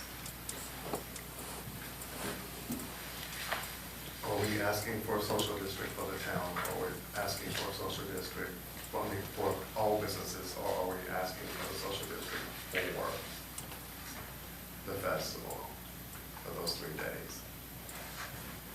What are we asking for? I think at this point, the way it's written, this is kind of a blanket social district, just for not to include, I mean, it would include festivals too, but I think it would be more of, I think that's what you're being asked, at least in writing here. In other words, to go all in. Yes. But you can modify that wherever you want to. Yeah, I don't think we should. Yeah, we don't really have I don't have an opinion one way or the other on it.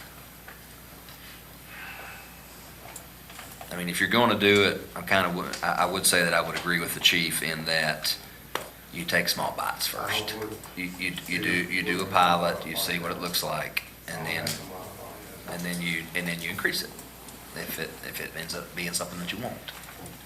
Take it from now through the summer for 4 months, and you should do all this through Labor Day, and then do it just on the weekends. Again, I'm just throwing that as a suggestion, as opposed to the 7 days a week. This may be a question for Jessica. I'm curious what it would even look like to get the infrastructure in place for a trial period, what all that would entail.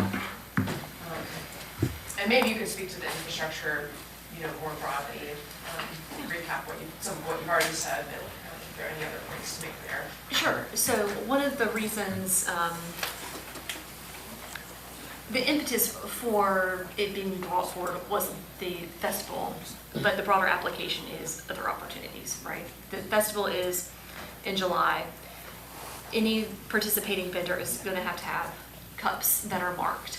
Those can be with stickers, which can be turned around, but there has to be some amount of, we have to get the logos made up, and they have to be distributed, and they have to get their materials together. So that's the... We have to get this No, stuff. they Okay, need gotcha. businesses. We are responsible, we get the logos on the website, and they download them, and they can get the cups made, whether metal or, I don't know if they're etched, I don't know how they're doing the metal cups.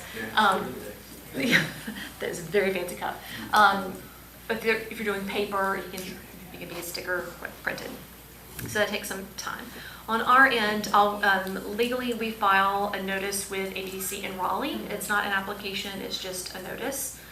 And we have the litter management that we figure out how we're going to deal with any potential increase on pickup of downtown or whatever the district public waste baskets are.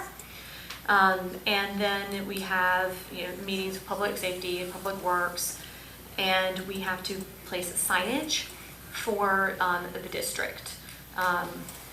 So That seems like a pretty hefty investment for a that trial is period.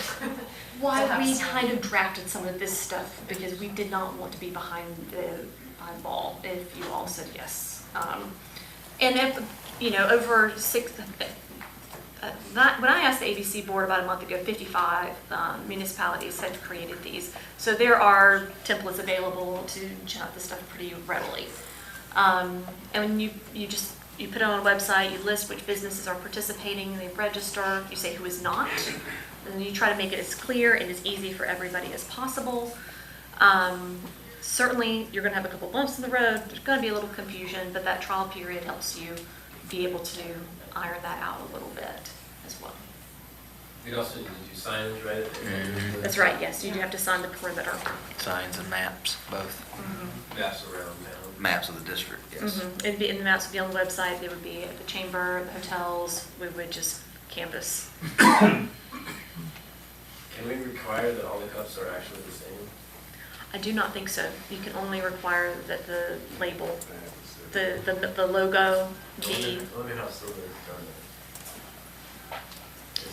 Can we require that they're plastic cups? Is the question. You may be able to require that they're plastic cups, but they may be metal cups if they're choosing. If they're not plastic. Yeah, you could probably do that. I'd have to read it. It But I just bet you says can do they're it not more. glass, That's right.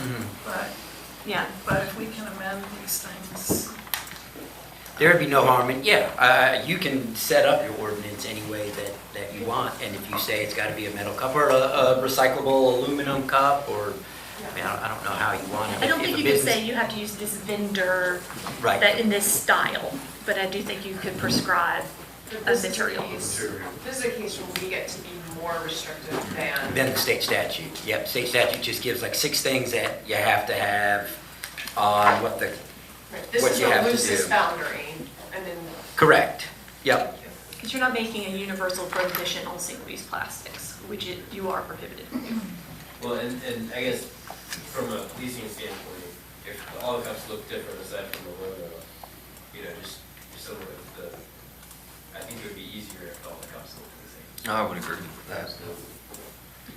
So just real quick, the legislation that was passed, now it's under 18B, I think it's 1001, it basically says the container clearly identifies the permittee from which the alcohol beverage was purchased. So someone's going to put their logo, their name on it. The container clearly displays a logo or some other mark that is unique to the designated consumption area in which it will be consumed.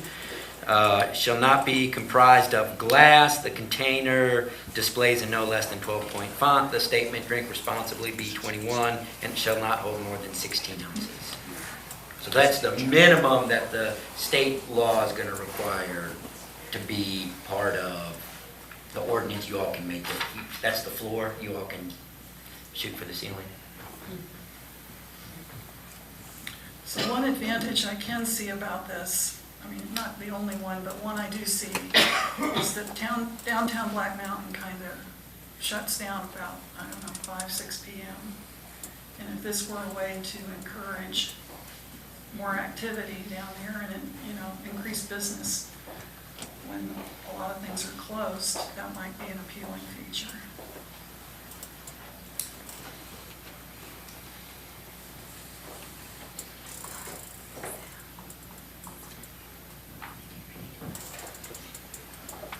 Anybody else got any comments? Want to try to come up with, because to me, what I'm hearing then is that you're favorable, but limited. So I think if we were to concentrate on B, assuming everybody's going to be in favor of doing something, try to nail down B. So I Page take, 4. I take all the comments to heart, and I think there are interesting points on both sides. I don't feel the necessity to do this, so I might be in the minority up here, but I'm not convinced. Well, that's fine. That's fine. I do think that, we convened here tonight and we had this public hearing to consider this motion. And so I think it's up to the board to consider it, deal with it, or don't deal with it. But I think these folks that are asking for it deserve an answer one way or the other so that they can make their plans. Well, they've already made their plans. I mean, the festival's happening, so. Well, I mean, there's other plans too about trying to get close to something like that. Yeah, that's true, yeah.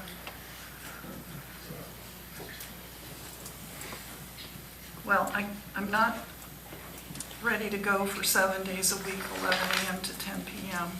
So clearly that's the one we would have to consider. And also, I feel real strongly about the single-use plastic cups, so those would be factors. And looking at this map, I mean, gosh, I feel just terrible excluding anybody, because I know all these businesses are wonderful assets to our community, but having it go all the way from the Perry Social House to the Tractor Supply on State Street seems a long ways to carry a beer, if you're walking. That's the primary school. It's what? That's the primary school. I think my concern with, as proposed with this map right now, is how expansive it really is. And the fact that, when we look at downtown in Cherry on Broadway, going over to Richardson on the Ridgeway, you've got these very defined, close businesses, but as we stretch out, especially from State Street over to North Darty, when we get over towards the funeral home, going towards the Monta Vista, towards the social house, then we get to a much less, restaurant, social, I mean, you go past the vet's office, you go past Pelicans, the CPA, the bank. I mean, those are not necessarily areas, and that's an intersection where we do have a history of, folks, unfortunately, getting injured at that crosswalk there. So I have concerns about extending it on that side. I mean, I'm not opposed to a social district in and of itself. I think Michael said it quite well.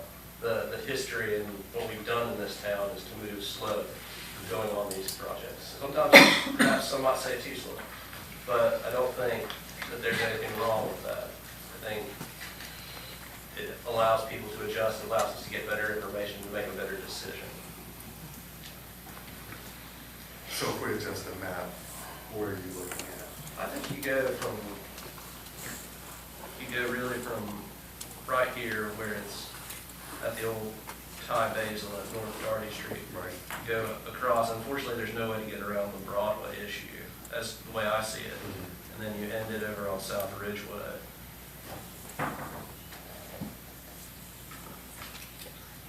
Does that include Lookout? Yeah, it was included Lookout.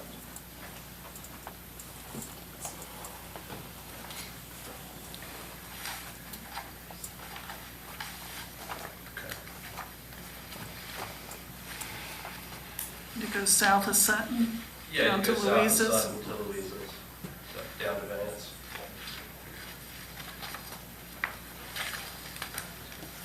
Does anybody sell alcohol down No, Louisa's Yeah, kitchen. there? Yeah, they do. Yeah, that's true.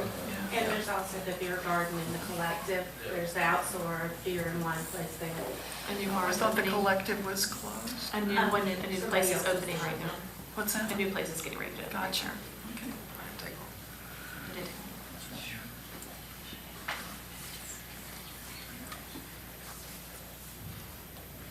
Well, I guess the real question is, do we feel like doing something tonight, or?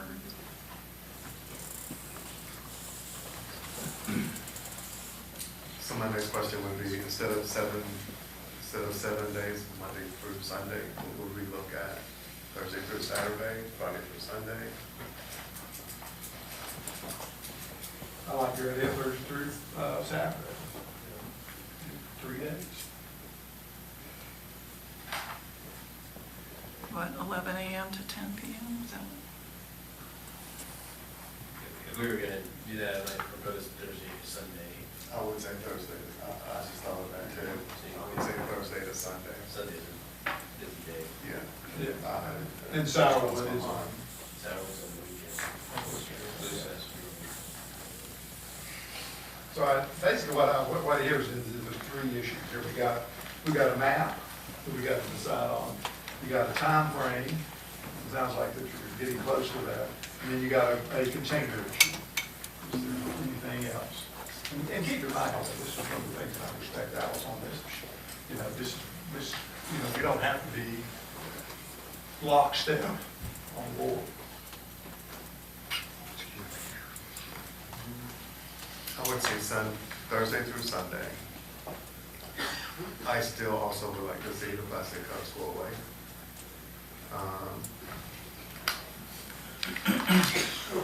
And I think from the mayor's comment beforehand and Ryan's councilman,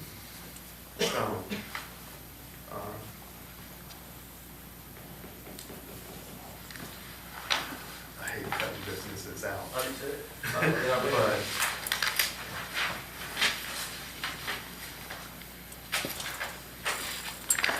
You have a lot of parking in Monte Vista, the people that Monte Vista are staying there will have cars already parked, but they'll have nobody to the social district. Jessica, could it be modified, if it's a trial, could it be modified later?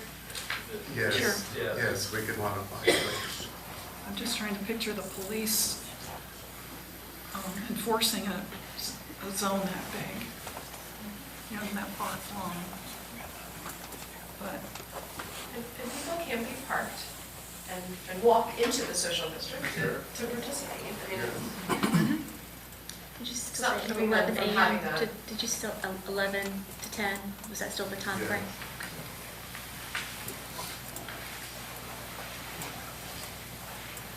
And metal only, not paper, and not paper too, right?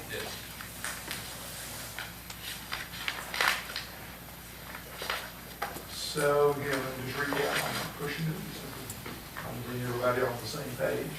So we've got Thursday through Sunday, 11 to 10. We've got a map that's gonna cut off, it's gonna stop at Thai Basil, and that's on the west side. And then what about on the east side? South Ridgeway is what Brian had suggested. So to Ridgeway. I think you said Going you- from Authority Street to North Ridgeway, but it would extend south below the tracks to encompass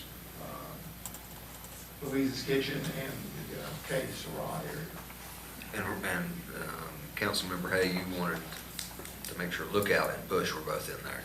Is that right? Oh, yeah, that's right. Because they're gonna be on the east side of South Ridgeway, so, I mean, it could be written up in a way to include those two. Yeah.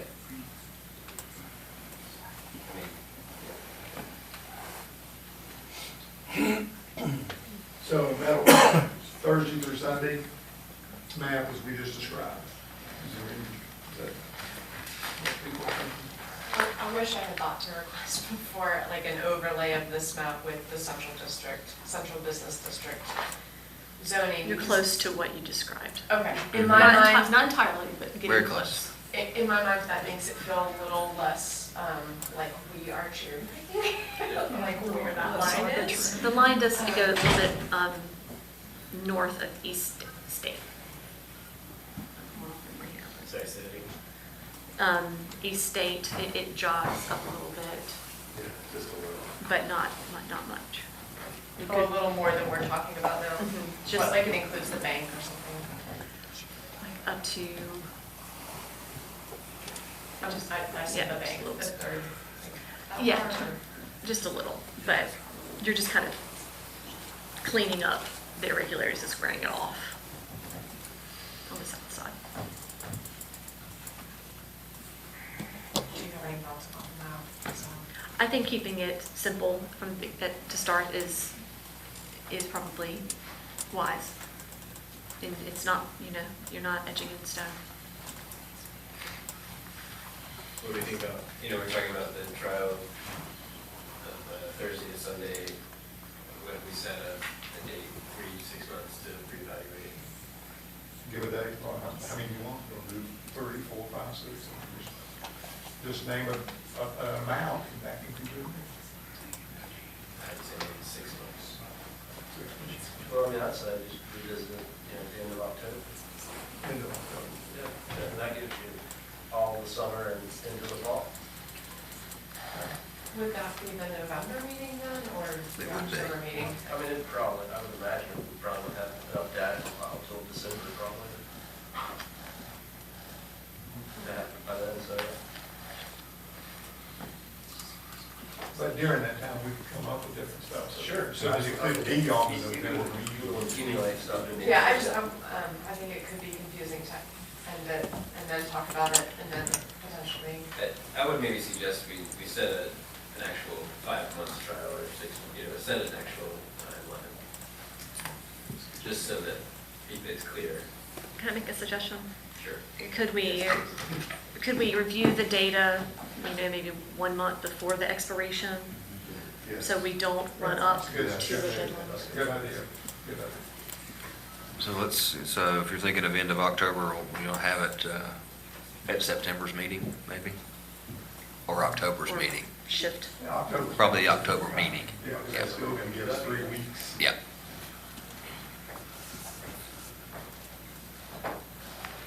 Any other tweaks? Pardon me for speaking from the floor, when would it start? As soon as we can get it together, yes. I guess it will start. There should be I an mean, effective that's the date. ordinance. You pass the order, yeah, but it's got to be signed and recorded and kept in the clerk's office. So with all of once it gets signed in the form that you all want it, then I think it would start. That would be an adopted ordinance, kept in your code of ordinances. It And would that's start. for an effective date in as of- July, because I've got to get signs made. Yeah. So July 1? Yeah, I can get signs by then, I think. And get everything uploaded onto the, That part's easy. okay. Signs I have to get, created. We can update you at the June meeting, how far we've come along, and maybe bump it up a little bit more, but as far as when we can actually get this done. We're gonna amend it. All right, so we're looking for this to go into effect July the 1st. It'll be reviewed probably at the October meeting, but this would be through October for right now, so it's gonna give 5 months. Okay. And then Thursday and Sunday, 11 to 10. I would go to the end of the year. You're only gonna get 3 months. I just said, to make it clean, you could just go to the end of the year, but review it at any time. I mean, you can review your ordinance, make modifications to it. If something is out there that you don't like, you can ask staff to address it. If the plastic or the cups aren't working, you can modify or... So this is going to include, this is going to include the Sour Week Festival and Holly Jolly? If we go through the end of the year. Well, that's what I'm asking. Do you want to include Sourwood and Holly Jolly in this? Well, Sourwood would be, but you're wanting to make sure that. No, I'm not wanting to make sure anything. I'm just trying to make you aware that if we go through the end of the year, Sourwood's going to have a different ambiance to it, and so will Holly Jolly. And is that something we're okay with? Let's come up with an end date. I think end of the year, so it's. End of the year, okay? End of the year. You could exclude, I'm not trying to suggest it, I'm just trying to point out that we could exclude Sourwood and Holly Jolly if we wanted to. It would make for planning a very different event than they happen. Might I address that, please? Well, come on, we've made all kinds of exceptions tonight. 999 wouldn't be bad. I'm Melinda Hester. I'm the Executive Director of the Black Mountain Swananoa Chamber of Commerce, and I am now officially a Black Mountain resident, 404 Curly Heights Road. And Sourwood planning has gone on at a pretty good pace so far. We have a very active committee. This would change the flavor of the event. 30,000 people with alcohol involved would definitely change it. I don't have an opinion either way. I'm simply the lead person and a fact gatherer. I would appreciate it if you would be willing to accept board input from our chamber board. We have a meeting this Thursday. We have a Sourwood meeting Wednesday, so I can gather lots of information and then give that back to you at the end of the week. And also the same would be for Holly Jolly and the Christmas parade. That changes the flavor, particularly at Christmas time when a lot of children, well, Sourwood also, lots of children involved. Once again, I don't have an opinion. I'm just leading the charge of our organization. So it would help us significantly, and I hope would help you too, if I could have the Wednesday Sourwood meeting and the Thursday Chamber of Commerce Board of Directors meeting and get back to you first of the week. To me, that's really sensible. Those festivals, those events are huge, and they've been around for a long time. So before we just willy-nilly change. And I'm not trying to influence a vote in any way. I'm simply saying. I'm not trying to go against. I'd like to get the opinion of our organization as the sponsor of those events. I'd be okay with passing what we described through the end of the year, the times and dates we talked about, excluding those weekends, those 2 weekends, pending further, and we can add them in later, correct? Mm-hmm. But just give it more time for y'all to figure out how that should be. Okay. And we definitely will bring this up in those 2 meetings. Very good. Thank you. Thank you for your input. Not to prolong this whole process. It feels a little weird. We've never really created an ordinance out of kind of thin air here before. I'm wondering if it makes more sense now for staff to properly create the ordinance as we've discussed today, and then have either next month or a special call meeting if we need to. I mean, you know, if we're gonna wait till July 1st, that'll be fine. Mm-hmm. That'll be I fine. mean, my thinking is, there's basically, you got 5 pages here.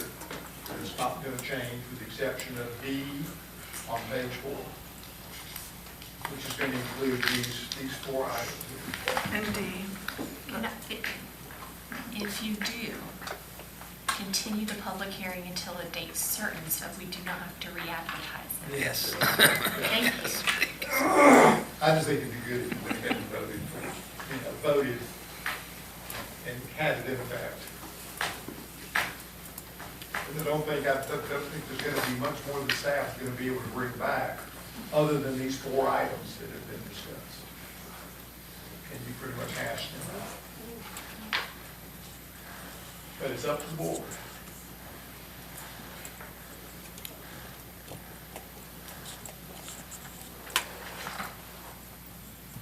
Well, if it waited till the next meeting, we'd have time to get input, perhaps from the chamber about those weekends. Or no? Really, there'd be no harm directing staff to get the ordinance together and what you want, and then get the input back. But if you're not going to make it effective till July, But for the staff to go ahead and start getting some of these things done, the signs and. That's right. That has to be done. I think the suggestion would be, if you don't want to do it tonight, then do it at a special call meeting as opposed to waiting. So that they don't do that until it's actually done.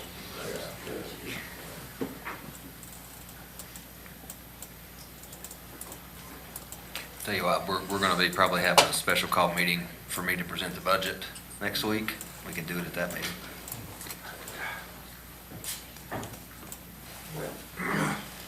That would be my preference. Every other time we've had to vote on something, we said, let's wait till we have the real language in front of us. That'll give Melinda time to ask her questions. It's just next week. In this ordinance that we're waiting for them to, we have that language put in there about the weekends for hotel and salary. I would, until we get feedback from the chamber. We can also reach out to some of our counterparts to see how they've handled some of their long-standing events, if they've made exceptions, if it's been a problem to make exceptions or whatever, and bring that back to you too. How do they handle special event festivals, or, you know? August is hot. People will be, have to consume. Permittees still have the same requirements to not overserve as they do any other patron. Well, it sounds like we may need to hear a motion to continue this public hearing. What was that language? Till date. You're about to say meeting date, yeah. I'm gonna give you a date right now. How about next Tuesday on the 21st? And y'all can pick the time, either morning or evening. Tuesdays are hard for me. Okay, how about Wednesday? Better. Yeah, let's do it. Well, Wednesday morning. Brian seems, well, Oh, sorry. I was saying Ryan. I just, Tuesdays are very work-heavy for me, so that's a hard day for me to pull away. Which day's better? Wednesday? Wednesday would be fine. 22nd. Work for everybody? So we're going, About 8:30 so morning, we'll do 8:30 in the morning on Wednesday, May 22nd. May 22nd. So do I hear a motion to that effect? We'll continue the meeting at that day. So moved. Any more discussion? You love. No. Okay. All in favor? Aye. Okay. One quick, there was something that was said earlier that I think was very confusing, I just want to clarify, because I asked an ABC lawyer. The tax base goes to the town, this is not TDA money, so. any The ta- sales tax doesn't all come to the town. But the sticker does. So the town can choose what to charge for that sticker, and that money goes directly to the town. I just want to make sure that was clear. Thank you. Good. But retail sales. That sales tax is the same, but this would be an additional to-go cup tax, and that tax base would go directly to the town. Make sure that you mention that to us, so that we decide on how much. Yeah, you'll have to set a permit fee. Yeah. They print the stickers, you set the permit fee. We don't actually, And we're you not got in some the, idea about what it would charge, just. yes, we do. We're not in the sticker printing business. I'm talking about just what the cities are talking. All right. We've got a couple things left, but I think it's time to take a break. Thank you. We will reconvene in 5 minutes. Thank you all for coming. She's always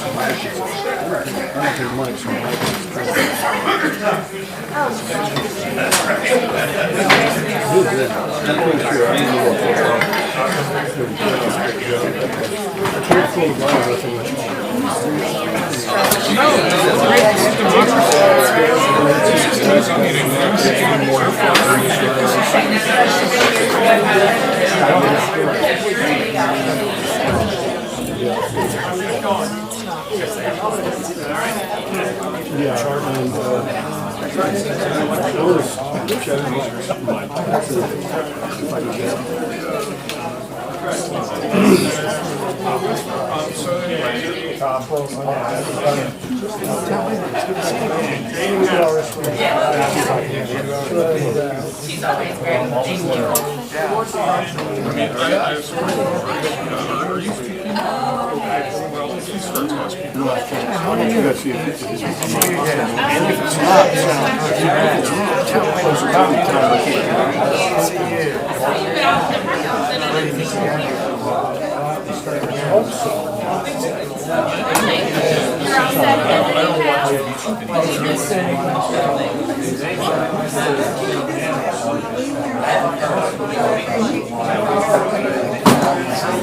Well, step one is close, step two is you move, the rest will all fall into place.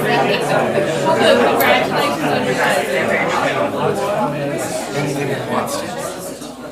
She can't think about her ride. Hey, how are you? It's good to see you. I'm good.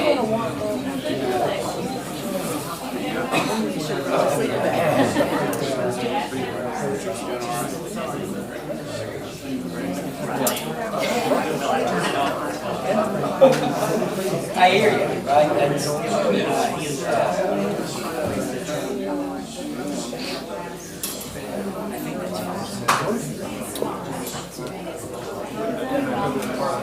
but I was listening to that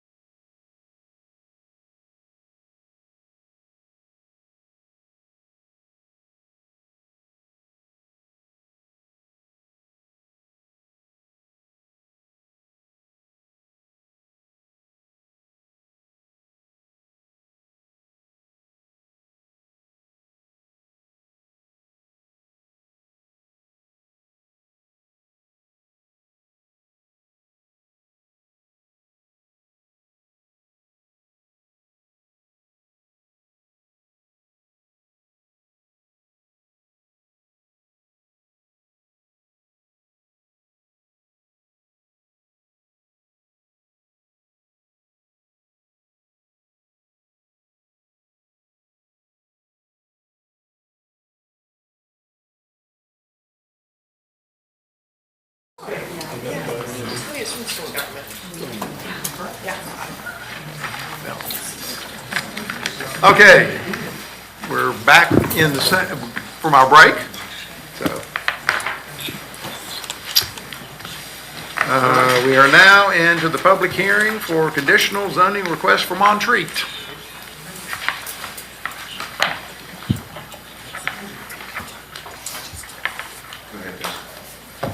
If you want to, I know we've talked about this one for a long time, but it's been a while. I don't know if you want to give a quick recap before he does open the public. Go ahead. I'm going to recap quickly because it's been some months since we last talked about the Montreat conditional rezoning. As a reminder, conditional rezoning allows you to provide some terms that are agreeable both between the town and the applicant. It's not something you can impose on the applicant, it's something they can volunteer and you can agree to allow some flexibility to a basic zoning district that essentially creates their own little zoning district on a parcel. When you all visited this the last time, it's in October or November, there's much discussion. Much discussion. That discussion was paired with some proposed conditions, and some of them you had stronger feelings about than others. All of that was taken by the town attorney and back to the attorney representing the college and the college and staff, and worked on and worked on and worked on and brought back to revised conditions. 18 of them. And that is what we have before you tonight. I'm going to summarize those conditions. I am not going to read you verbatim 8.5 pages of text. Representatives of the college are here. They'll be able to answer your questions. And James here to help you through this process. Just a reminder, this is your first conditional rezoning application, but it is also very common practice in North Carolina. General statute gave this wonderful gift to municipalities and counties about 20 years ago, and for many places, this is almost the only type of rezoning that they do, because it allows greater site controls. It does not allow you to do anything and everything you want. It is limited to development regulations, and so this is what we're looking at tonight. So in your packet, you have the final conditions. A through D are just a summary of notes, and then you begin the rezoning conditions. Item 1 notes that the phase lines may be adjusted by the college. We have a site plan of the college you can put up for reference. So if the college were to have a windfall from an endowment, they could advance the project phases if they were able to do that. Item 2 says, except shown on the master plan or identified in the rezoning conditions, the ICD shall remain in effect. So the base district standards apply unless otherwise noted in the conditions. Item 3, this really speaks to some concerns related to substantial changes. So the master plan should be governed by section 4.7.12.4G of ICD ordinance. And it says that, number 1, substantially affecting existing traffic circulation, drainage, relationship of buildings to each other, landscaping, buffering, or outdoor lighting. Or 2, significantly impacts existing infrastructure or town services like street capacity, water, sewer capacity, police, fire protection, or other services related to town functions, or any change that may result in adverse impacts on neighboring properties or residents. So those are considered substantial changes. However, we get some language in here about some caveats to that, so that the following will not be considered a substantial change triggering an amendment to the master plan and conditional zoning. A, any change of location of the building or relocation of the building of which are the buildings shown on the master plan no more than 200 feet as depicted on the master plan. Or B, addition or relocation of accessory structures, parking lot areas, additional relocation of parking or outdoor storage for service vehicles or equipment, relocation of any major recreation development like ball fields or tennis courts, relocation of private streets connecting with a public street system, or minor modifications that may be approved by the town staff administratively. The layout of internal streets shown on the master plan and bicycle, pedestrian access, stormwater management, and signage approved by the town, and no relocation shall violate or negatively impact the 100-foot institutional zoning buffer. So if you remember before, one of the concerns we had, the original condition proposed was you could just change your master plan at the staff level entirely. Well, that's gone. So it's going to follow what ICD says. You're going to have to come back for an amendment to your master plan if you make a substantial change. And we're defining substantial change in these ways. If you've got a building and you're moving it 200 feet, if you're moving it less than that, that's not a substantial change. If you're moving it more than that, that's a substantial change. Item 4, the college shall develop and maintain principal and secondary access from the campus as depicted on the master plan. As shown on the master plan, the primary access to the campus will be from Blue Ridge Road. The Blue Ridge Road entrance will be traffic ready and open to college traffic prior to the issuance of a building permit for vertical construction of the cybersecurity facility. Just note that we do understand that does not mean the top coat of asphalt. That is construction ready, and the top coat goes on when you're done, so you don't tear it up. But it'll just sink. For all construction-related work on the campus, vehicles will always use Blue Ridge Road for construction traffic or construction vehicles and equipment. Upon completion of the primary access road as noted above, the secondary entrance point from Vance Avenue and Terry States Drive, both being public streets, shown on the master plan, will be limited to secondary access for official college vehicles, like maintenance vehicles and student shuttles, no more than 15 passenger seats, driven by licensed and approved drivers for college purposes only, and emergency fire and police. All secondary access points will either be gated or have knockdown barricades that are installed within the buffer identified on the rezoning condition item 16. Item 5, in order to achieve the benefit of locating the primary access to the campus being from Blue Ridge Road, the master plan shows the primary private access street along a narrow western neck of the campus where there is minimal separation between the existing active railroad corridor and the Swananoa River.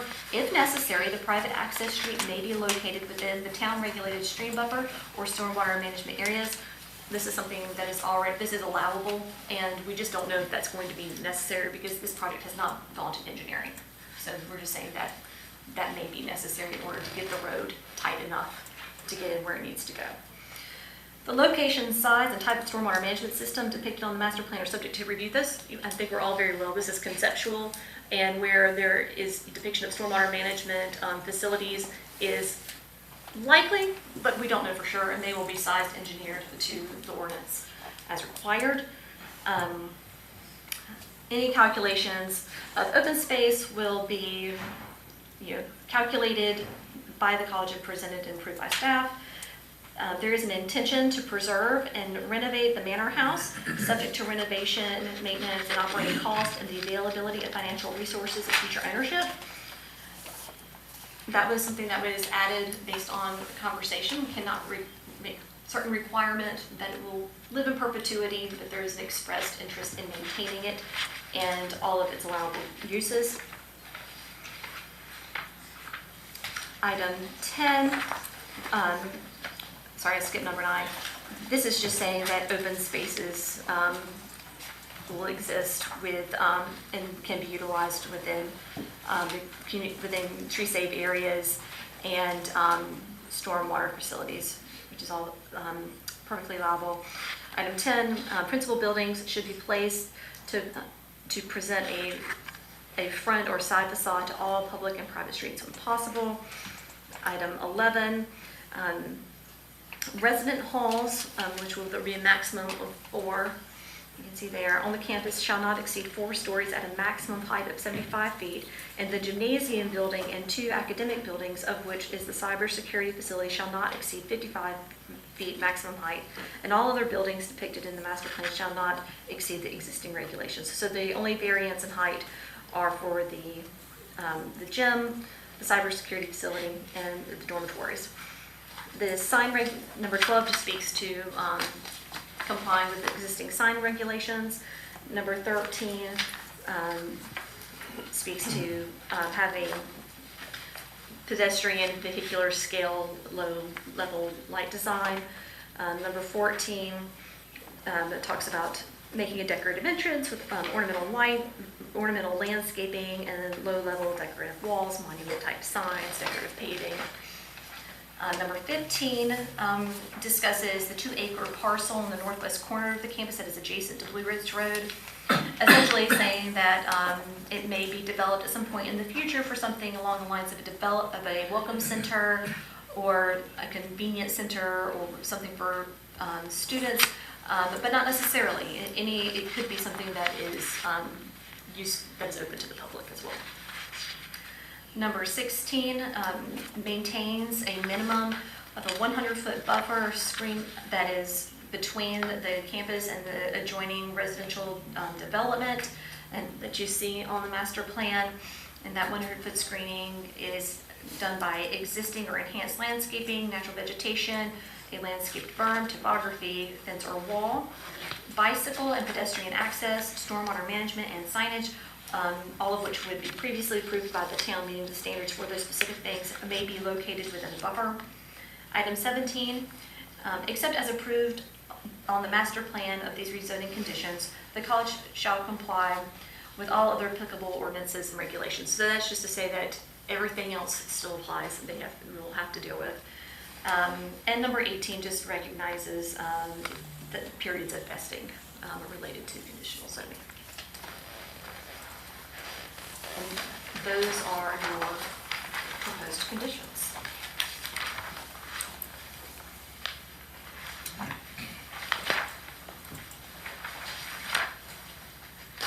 And those conditions would be part of the ordinance that you all would be adopting if you choose to do that. So the ordinance would be creating a new conditional zoning district for that ICD district for this particular piece of property.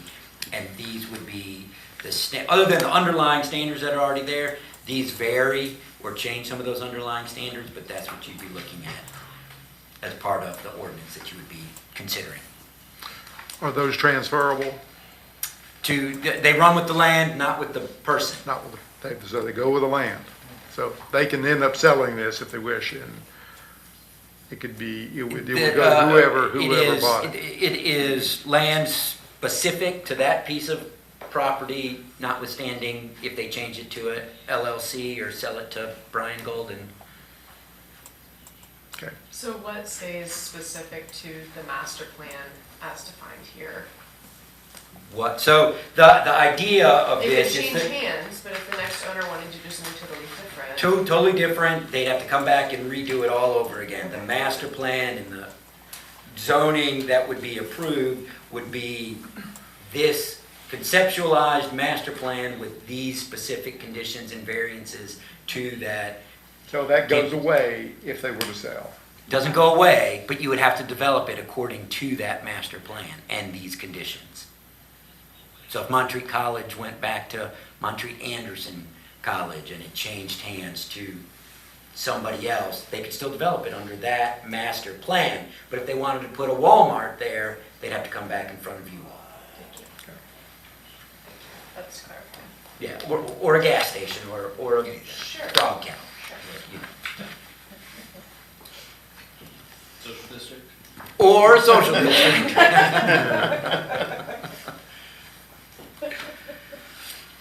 I just had two quick questions, I promise, just two. Should we open the public? Go ahead. But Open the that public was my hearing. first question. Yeah,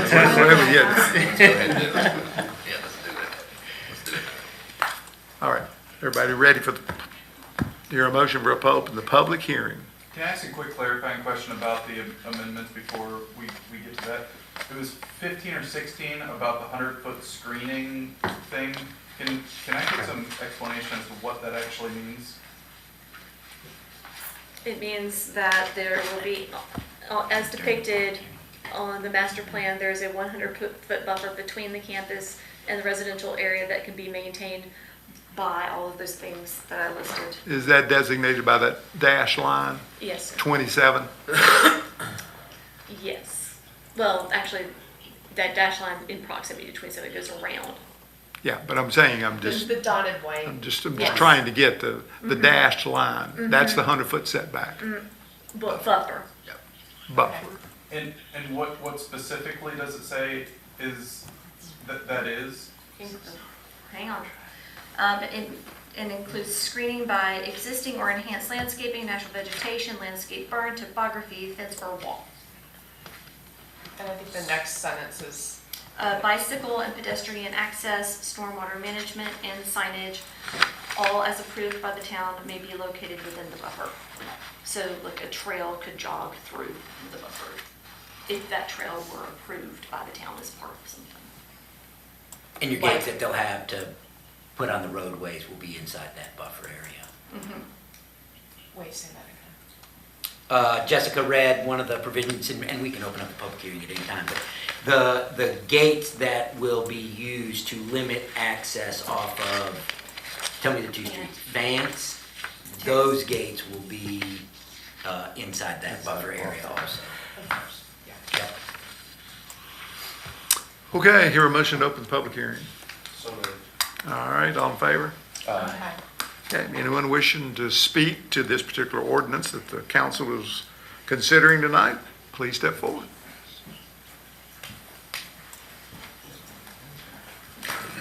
Your name and address, please. Mr. Mayor, my name is Philip Cosnet. I live at 10 Red Plum Lane in Black Mountain. And I'm well aware that the evening is progressing, so I will attempt to keep my remarks short and focused. My wife and I have maintained our residence in Black Mountain for 21 years, but during most of that time, we were serving overseas with the U.S. Foreign Service. I'm a recently retired Foreign Service officer, former ambassador, and I came home 3 years ago, and we planted our flag in Black Mountain, and shortly thereafter, I was invited to become a trustee of Montreat College, but I'm speaking tonight as a resident of Black Mountain, and the president of Montreat College and others are in the room who can address any questions that might arise. I just wanted the opportunity to speak not to the details of the proposal, which I know you've all been studying for quite some time, but to talk a little bit about on the larger picture, about the value to the community of having Montreat College expand its presence here. I think this is a tremendously exciting opportunity for the town and for the entire region. As you know, most of the students at Montreat come from the region, many from modest economic circumstances. A good number are the first person in their families to obtain a university education. And I think Montreat, like many small colleges, has learned that, like a shark, you have to keep moving forward or you're going to die. So Montreat is no longer just the sleepy liberal arts college that it used to be. I think Montreat's commitment to cybersecurity education, to business education, to the health sciences, finding opportunities that will help young people find employment and build opportunities for their own children is of great importance, not just to the town, but to the county and the region. And as I think you've heard Paul and others talk about before, Montreat has become recognized very quickly as a leader in cybersecurity and is really spearheading an effort to turn Western North Carolina into an environmentally sustainable high-tech hub, to create opportunities for employment in high-tech fields for all of our young people. You've already, I know for some months, been talking about the details of the plan, and as we've just been discussing, due to your observations, I think that the college has made considerable progress in tweaking the plan and being responsive to the needs of local residents and to neighbors. I don't need to discuss that at length. I would like to make two additional points before I close. One is that in addition to the institutional connection between the town and the college that we've been discussing. I think that having Montreat strengthen its presence within Black Mountain is going to create opportunities for stronger human connections between the students, the faculty, the staff of the college, and the local community. There should be opportunities for the residents of Black Mountain to avail themselves of the cultural opportunities that the college offers. And on a person-to-person level, I think that we will see students become more involved in service projects, in volunteerism within Black Mountain. And I think those sorts of human connections are really valuable. And I say that because everywhere I have lived around the world, and I have had the pleasure of representing the US in Asia, in Europe, in the Middle East, every city I've been in, from established communities in places like the Netherlands and Japan, to cities that were struggling with the aftermath of war in Iraq, in Afghanistan, in Kosovo. Every time a university has opened its doors opened for young people. And you could see in just a few short years how many more opportunities became available to the citizens there.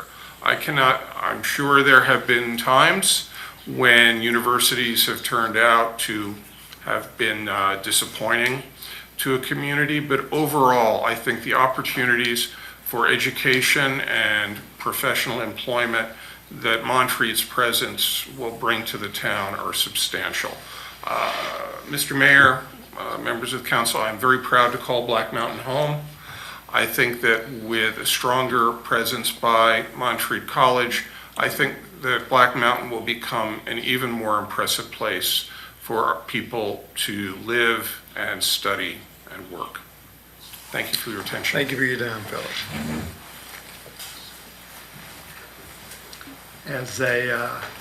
As a son of a late 1930s graduate of Montreat Anderson College, my mother went there for 2 years. She was going to go for 4, but unfortunately didn't have it at the time. So, yes, come right ahead. I don't know if I'll speak that eloquently or not. Mike Dixon, 107 Washington Avenue. I am a professional engineer. I practice as a civil engineer. I currently practice as a mechanical engineer. So I very much understand the plans that we're looking at and the things that are going on. I am very much opposed to the 75-foot height requirement. And I'll state that again. I had it at 72 on tonight's agenda, page 72, but you have it as item 11, or condition 11, on your plans, on the campus master plan, notes and conditions. So in the Town of Black Mountain Code, which is 4.5.2, the height restriction for light industrial, LI8, is 55 feet. That's the maximum you can build in Black Mountain. You can't build higher. Now on top of that, you can do a parapet on top, for your mechanicals, and that's 60.5 feet. That's your max. The ICD, what they're currently zoned, is 35 feet with a parapet total height of 38.5 feet. So you'd be limited to 38.5 feet. But in Part C of 4.5.2, you can average the slope of the land, and so long as it's not more than 10 feet, you can take that average and add that to your height. So we'll talk about that a little greater in a couple of seconds, but it won't be long. So they're realistically, an ICD, without any conditional zoning, could build a 45-foot structure because you could do more than 10 feet. So the adopted Montreat master plan, which the president put in his notes, that the Board of Trustees approved in January of 2023 and is available on their website, has page 84 as Plan A and page 86 as Plan B, and it depicts 3-story dorms with 180 people, per dorm. Not 4-story dorms, but 3-story dorms. On the plan we're looking at, LS3P CDC document, which is page 77 of tonight's agenda, and I saw some of you had it printed out, it now magically says 4-story dorms and 160 beds each. if you look in the legend. So we've gone from 3-story was approved by the Board of Aldermen to 4-story and what was presented to the town. Seems a little odd to me that the two would not match up from January to when it was presented in maybe August to the town. So let's go one step further. I looked at the Buncombe County GIS. I assume everybody knows what a contour is. I looked at the elevation contours of the land. So the low point on the piece of property that you see with the dorms, the 2s and the 4, the low point on that property is around 2,300 feet elevation. So the dam on Lake Tomahawk, which we all know was just repaired, the edge of that is at 2,350. So if we do a 75 foot, you're going to be 25 feet taller than Lake Tomahawk. Just get the visual of that in your head. So you would be 25 feet taller. It's far too tall for our town. So I've got the dam on Lake Tomahawk's about a half a mile away. It sets around 2,350. That'd be 2,375 if you went with a 75 foot. So it's just, it's not conceivable that it could be higher than the dam on Lake Tomahawk. Now further, there was some documentation in the proposal which said that 75 feet seemed reasonable due to the contours, due to the topography. Well, I happened to look at each one of your houses, and you range from 10 foot of topography to 25 foot over there at the mayor's house. It kind of slopes off pretty bad, topography. But in the area where you see the 2s and the 4, there's not more than 25 foot of topography in that area. So they're asking for a more variance than you would be given to build your house, Mr. Mayor. So it seems a little bit high. So just to kind of bottom line it, 4.5.2, section C, allows them to take the average of the slope, so long as it's not more than 10 feet. So I think 75 feet is far too tall. I think that what they should be allowed to build is what the rest of the item 11 says, 55 feet, which is taller than any structure that we have and the tallest zoning that we have. That's what they should be able to build their dorms at, whether it's 4 stories, 3 stories, 2 stories, whatever stories they want to do, so long as they keep it under 55 feet. Thanks. Thank you very much. Who do we have next that wishes to come up? Go ahead.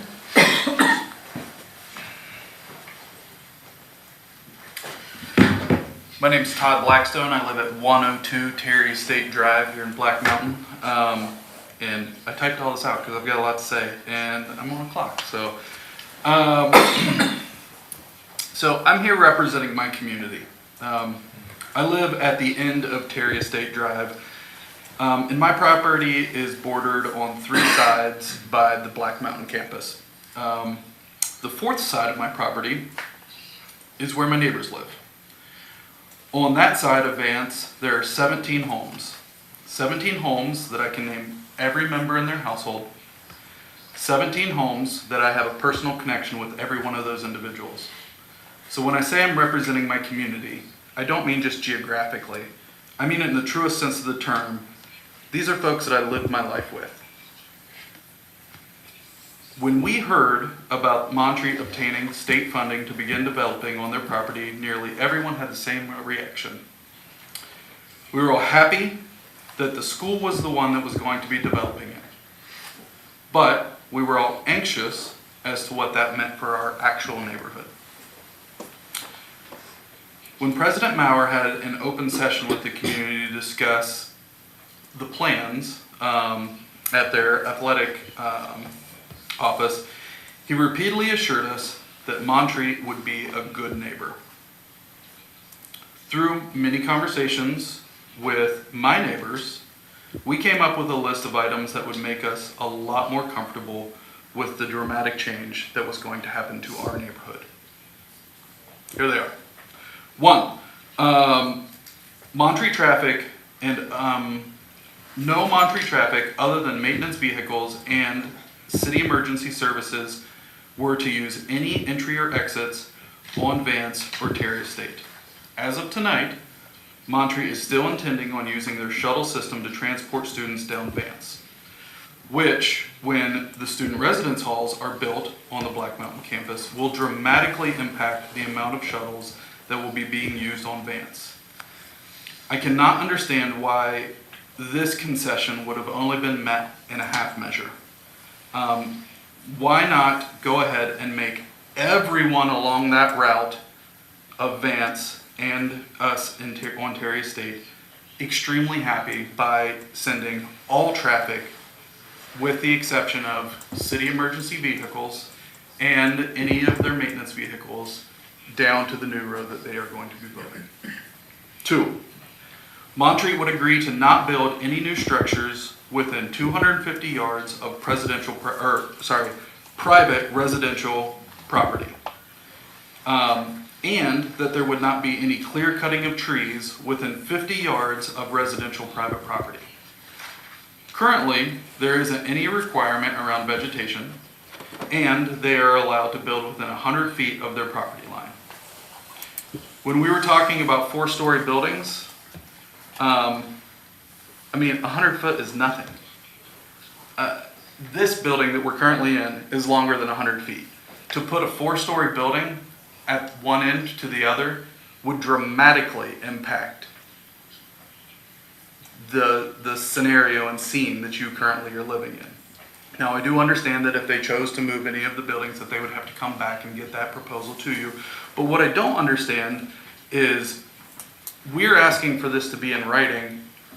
According to the current master plan, none of the requests that we are making and those requirements would impact what they're currently planning on doing. So for the comfort of us as a neighborhood, why not put it in writing? Why not willingly say that you are willing to do this? 3, the request, this request is around students residing on campus, but more specifically, how they will reside off of campus. With the proposed location of the residential halls, our neighborhood and the railroad tracks are the most direct path to town. Neither of these are ideal, and their current plan does not have any designated pathway for the students to get to town. The request is simple: provide a clear and accommodating footpath for students to use. And on top of that, to deter students that are prone to take the straightest line from point A to point B, which would be our neighborhood, is to offer to build and maintain a bordering barrier of a fence or a wall of the 7 residential properties on Vance and Terry Estate that border Montreat College. So here's my point. The statement of Montreat wanting to be a good neighbor to us is too nebulous. President Maurer is not our neighbor. The site planners are not our neighbors. The planning board are not our neighbors. You council members are not our neighbors. These decisions are being made by individuals that will not be directly impacted daily by these decisions.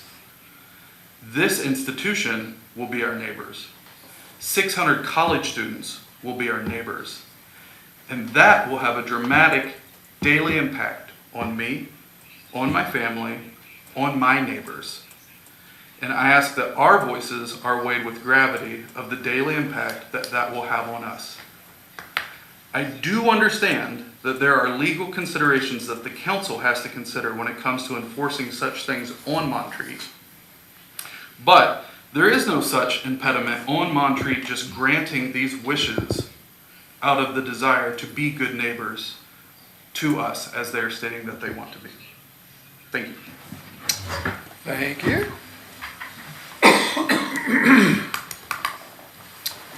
Who's next?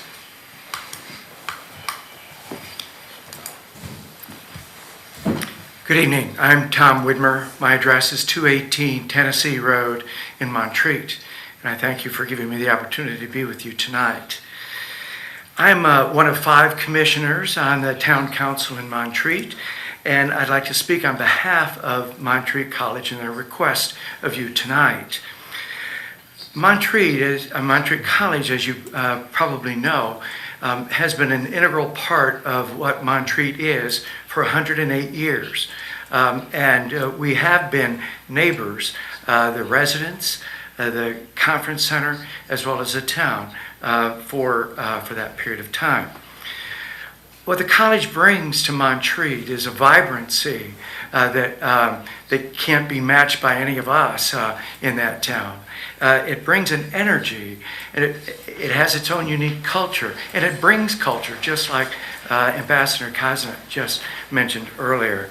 And it brings us a bit of revenue, not quite as much as it brings to you all, since they come down here for their restaurants and shopping. But I would say that I would liken the situation with a college to a three-legged stool, if you will. The town is one leg of that stool. The conference center is another leg of that stool, and the college is a third leg of that stool. And I can't imagine what Montreat would be like without that third leg of the college. They are good neighbors, and we live very, very close to one another, as you probably know, if you've traveled up to Montreat. In the face of declining enrollment in higher public education institutions, Montreat College is actually enjoying growth in areas such as the cybersecurity program, which is a model program across America, in their business programs, which has a series of different specialties, as well as sciences, which prepares the graduates to go out and get a job immediately. That's what's happening with Montreat College. And this master plan does envision that controlled growth. And that master plan not only involves you all, but involves us as well. It is, after my review of it, I would say that it is a good thing for Montreat and a good thing for Black Mountain as well. And as you know, their master plan, if you've read it, it is really built on solid assumptions of growth, of controlled growth, and I really sincerely believe that it is good for both communities, Black Mountain as well as Montreat. You know, as a fellow elected official, as all of you are, I know that we have a duty to do what is right for the public interests of our two municipalities. And given Montreat, the town of Montreat's symbiotic relationship with Montreat College and the college's contribution to our community, I respectfully encourage you to pass their requests for both the conditional zoning district as well as the zoning map amendment. And I think that you all will end up having as much benefit within this town as we do in Montreat. Thanks very much. Thank you, Tom. Next.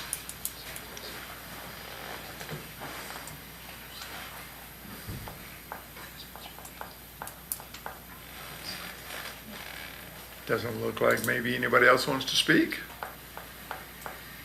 If not, then do I hear a motion to go ahead and close the public hearing? All in favor? Okay. Public hearing is closed, so now we're considering the motion.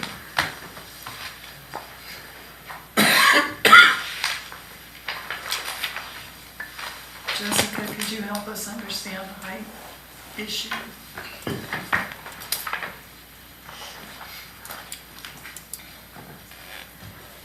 Not as probably as much as you would like me to. I suggested multiple times earlier in this process to the engineer to bring elevations to explain height. Did not bring them. My best understanding of the height is to provide variability in design, not so much to build block 75-foot buildings. But you don't need 75 feet to build 4 stories. But planning board did not have much to say about the 75 feet. That did not come back as a negative comment That's why it probably did not pick up a lot of traction in earlier conversation. And I mean, the college is here, they can probably speak to that better than I can. It was more about design variability than anything else, not an opportunity to work with that. But if you work with a lower height, you can still get 4 stories. Design variability. I Can am you not give both? an architect. Okay. Do we have a definition being offered in the audience? Would you allow me to? I'm trying to. speak that? Yeah. Yes. Okay. Yeah, please come up. That's the phrase I'm remembering from the last public hearing. Sure, and my imagination can fill in the gaps, but I want to know. Thank you. I'm Maggie Carnival with LS3P. We were part of the team that put together the master plan with Montreat College. As you can imagine, a master plan looks at a large plat of land and thinks about the future. We did a lot of work with the college to think about what might happen in the future. And so, as Jessica's been talking about, this is a look to look forward many, many years and the controlled growth that Montreat wants to do. So when we talk about 75 feet for the height of these dorms, we're really trying to create a maximum and be allowed to build 4 stories if that is what is needed at the time. We understand that the height measurement is to an average of the roof slope. We don't know. So design variabilities, these buildings could be flat roof, they could be pitched roofs, depending on what kind of style ends up taking place on this campus. We haven't looked into any sort of design in depth here because we're at the way zoomed out 10,000 foot master planning process that has taken place. So that's just really to give us flexibility in the future or whatever architect comes on board to design these buildings so that they can have sloped roofs, they can have adequate floor-to-floor height. We don't know what kind of mechanical systems are going to be in these buildings, ductwork, lighting, sprinkler systems, all that increases height. What I do know is that height also costs money. So if we're looking at an affordable way to build housing for the students, the college is not going to allow more height than the minimum to get the services to the students and to the dorm rooms. So it's a flexibility that we requested be added to the conditions so that whenever these buildings be designed, that we can provide the services that the students need in those dorms and provide a nice looking, whether it's sloped roof, pitched roof, or flat roof in the future. How do we land on 75? Like, where does that come from? It was proposed, I mean, we didn't come up with that number. I think generally the idea was that if the number were too low, that it kind of pushed the design closer to a flat roof and did not, because of all of the potential systems needed in these types of structures at 4 stories. And I will say, I think the discussion that we were having, maybe not publicly in one of the meetings, was we often do 15 feet floor to floor, 4 floors, that's 60 feet, and we wanted some extra height for a potential roof structure, whatever that would be. So 75 seemed like a good number. So is it Mr. Dixon? Did I get that right? That's right. Can you address the information he shared with us about our town ordinances and the slope? Forgive me for not being So it's articulate. 4.5.2, and I'm not looking at my notes, C allows you to take the average of the slope, so long as it's not more than 10 feet, and add that to your building height. So if we went 55 feet, which is my suggestion, they could actually go 65. If the slope allows that, or it could be less if it's a lesser slope, and when I measured the topography, it's a lesser slope. So I made my point, so I'll address your comment as opposed to making my point again. Yeah, so I'm just trying to understand. So I discussed this with Jesse Gardner, and his point was, I don't really know where I'm going to land because we haven't done the earthwork yet. The contours may change. I don't know what the elevations are going to be yet. If I might, one more time. So usually you minimize the cuts in your fields. Can we because just that let costs- Jessica finish first? That's all right, But essentially, when I kind of spoke to this and said, you know, we have some allowances here, it seems like a lot.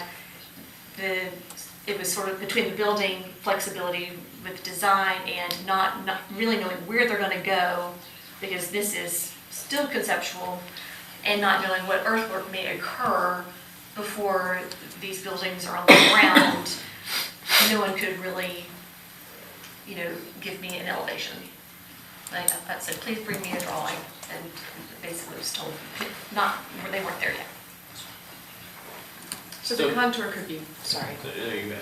The contour could be changed, obviously with fill dirt and the like, and that would impact our agreement in what, or this proposed agreement in what way? I don't think it would impact the proposed condition. I mean, if you filled in, then the building would be up higher, and if you graded, then it would be down lower. Yes. And that is the limits of my engineering. That's good enough. And that's the limits of it's 4 stories or 75 feet, so whichever occurs. I mean, It is max. It's not 4 stories and it's 4 4 stories. stories. If they get to 4 stories with 50 feet, whatever, But it's 4 stories. yes, but it's 4 stories. So they could But- still do a 25% roof on top. Well, and I will say, when we go to design these buildings, it may be more appropriate at the time for it to be a 2-story building or a 3-story building. 4 stories is just a maximum allowable per the plan. And I think some of the reason for that was to, if I understand correctly, was to limit the footprint of the buildings, having fewer buildings and building vertically as opposed to larger footprints.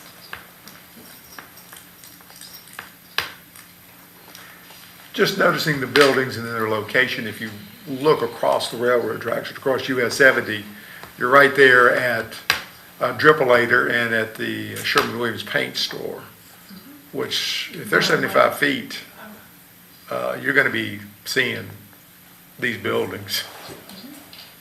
I mean, because all that land in there, you may have a rise of 10, 15 feet from that 2,300 you said? 2,300 is about the average along the dorm Yeah. lines. So, you know, those buildings are gonna stick out. They also sit a lot lower than the road, though. I wish we had, like you were talking about, a site section Yeah. or something that showed Yeah, I you know, how they relate to 70. Yeah, I've been down in there years ago, and it's a very boggy land, too. So just for information's sake, the riverbank Blue Ridge Road, where it crosses the railroad tracks, is actually lower. Or should we- yeah, should we- We're having a discussion, that's what I'm trying to tell you. Are we gonna need to bring people up here? yeah, But I are we just gonna, think- right, are we gonna open the hearing, are we opening the public hearing back up? I Yeah, mean, I because you thought know, we public closed hearing's it. been closed. Yeah. Yeah, it's been closed. Do you folks wish to listen to some of the folks outside of who's at the table? Should reopen the public hearing. Public hearing was closed, so Well, we can reopen it if we need to. I'd like to have a little more discussion before we do that, Okay. if we choose to reopen. So I have 2 quick questions. These aren't as complicated. On item 5, it says, if necessary, the private access street may be located within the town regulated stream buffer or stormwater management area. So we spend so much money on stormwater and stream buffers and stuff. I'm just wondering, are we sure that that won't impact the water quality? You're not, but these are already things that are allowable in stream buffers with floodplain development permits. They have to have demonstrative evidence of not causing, influencing flood levels and things like that. Utilities, road crossings, these kinds of things are often included in these types of areas. But it's a private access street. That is just the main entrance into the campus. That is the road into campus. Right. Because that'll be their roads, it won't be, we're not gonna be I'm taking just that wondering over. if we let it be so close to the stream buffer, We do that today Yeah. with anybody. So this is a restatement of our There existing. are a few statements in here that essentially restate existing rules. So my other question, I'll just get it out of the way, it's real quick. Item 16 gets back to that Mr. Todd's question. All right. The buffer shown in the master plan shall be maintained at a minimum of 100 feet and include screening by existing or enhanced landscaping, natural vegetation, landscape berm, topography, fence, or wall. So my question is, who pays for that? Is that something that the college would have to pay for? It's their property, it's their buffer. So if any of the residents abut that, say we want a wall or a fence or some kind of No, berm? they don't have to do that. I don't think the college is under an obligation to have to put up a fence. They just can choose to screen in any of those, buffer in any of those ways listed. So I guess I'm feeling like it shouldn't be all up to the college, that the residents there should have some input about whether there's a fence or a wall or a berm or something. It sort of dumps the kitchen sink of all the screening methods that you would ever see in an ordinance. Yeah, it's all of them, but I'm just saying who gets to decide. And the person that decides, the entity that decides is the entity that has to pay for it. So maybe that's not always going to be an objective decision. It's their property. Yeah, I get it, but I'm just concerned about the abutments, the residents that are right there. I think where that consideration comes into the depth of the buffer itself. Well, I don't know, Say if I more. lived next door to it and I thought this was really impacting my life, my property and my life, and I wanted some kind of landscape berm or something in there, I guess I'd want some recourse. Is that not an option that we can write into this? I don't think in the conditions that you can allow a third party to dictate what happens on Montreat's property. I don't mean dictate, but at least have some, You could make the decision now. If you wanted it to be a fence, you could say that's what we want. I don't know, but, you know. That's why you will hope they'll be a good neighbor, and that's why they threw the kitchen sink in there, so that they have all these opportunities to do all of these buffers. I mean, it is a shall, but there are options for. Yeah, for What different, what for shall shall. it be, that's right. I'm not saying I won't be a good neighbor, I just, I'm really, that one little square at the upper right-hand corner there that's on 3 sides, they're gonna be so impacted, and I would hope that they could have some, That's my house, by the way. I know, I've been there. I took a walk just to see how this all looked, and I'd like to think that there could be some mechanism of discussion around what helps alleviate this potential. It could be nothing, I don't know, but down the road, if they're really feeling it. I just think there are cases out there that talk about regulations, and when you ask a third party to be involved in the development of another person's property, whether it be the Department of Transportation dictating that you do something and get third party approval, the courts have struck that down. Yeah. And so I hear what you're saying, and I think this provision did it did what we were asked to do, and that is allow them to have variations in what kind of buffer they are. It will be up to the town to talk to Mr. Blackstone. Yes, sir. Yeah, it would be up to the town to talk to them and work out which one of these he would like, if they want to do it. But again, to put it in a conditional zoning district where third-party approval comes into play, it would be struck down. So the town could be that vehicle. Only in by setting it forth in these conditions. Which have to be agreed upon by the developer, by the college. And these were negotiated, I mean, they've been Oh, negotiated for. I can tell you've done a ton of work, and the college has done a ton of work. I'm really grateful for all of that.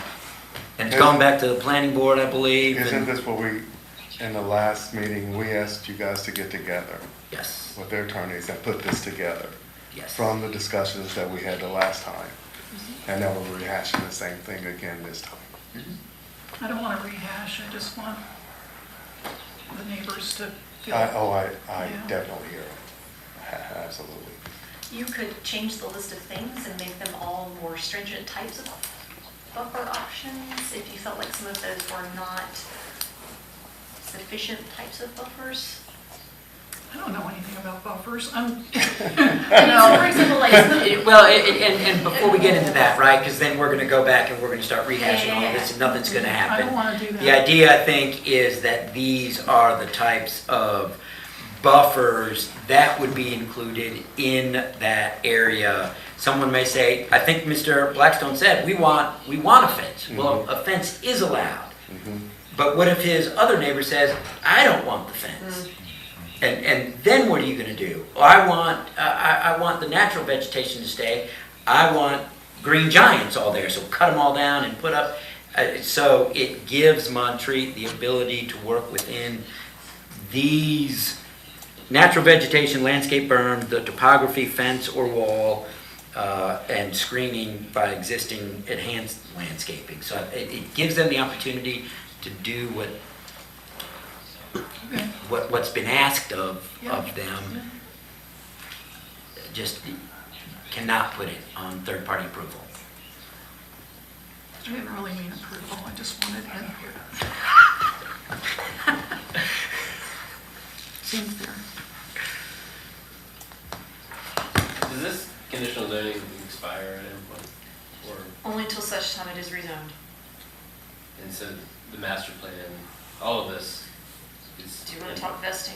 I don't want to Yeah, talk if vesting. you can talk best, I was trying to There, understand. there's a provision in there, right? So the way that the statute's written now, you got 2 years of a site-specific vesting plan. It can go up to 5 years. They've included a provision that talks about vesting from certain points of 5 years, certain points to 7 years, and then they give them the opportunity, if that changes, right? If the vesting statute changes, they can go with the longer vesting period if that's what it is. But that would be allowed under the law as it is now.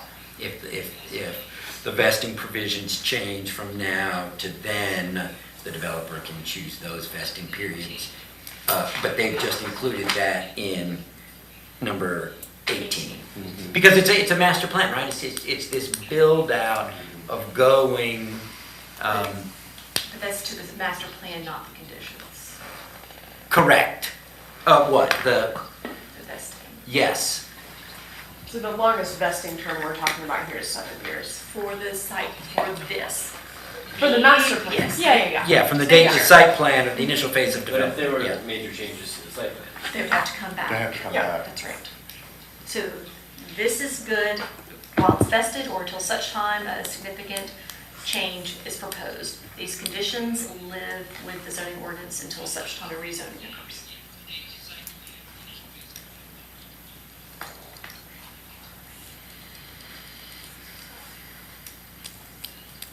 Here's anyone, no pressure, if anyone in Montreat would like to speak to some of the concerns that were raised in the public hearing. Yeah. I mean, You're right, we're either gonna go ahead and, That's right, we're we're either either gonna gonna go ahead and and make it very, very casual and let everyone talk whenever they want to, or we need to have a reopening of the public hearing. Well, I mean, I do have heartburn about the height. yeah, exactly. I do too. I think it's just, I mean, they're certainly giving themselves plenty of leeway, of which when you look at any type of design, that's, they're going for the absolute max. I personally don't think it needs to be that high, and I think it's really gonna, if it was built like that, it's gonna impact when you come in through US 70 into Black Mountain.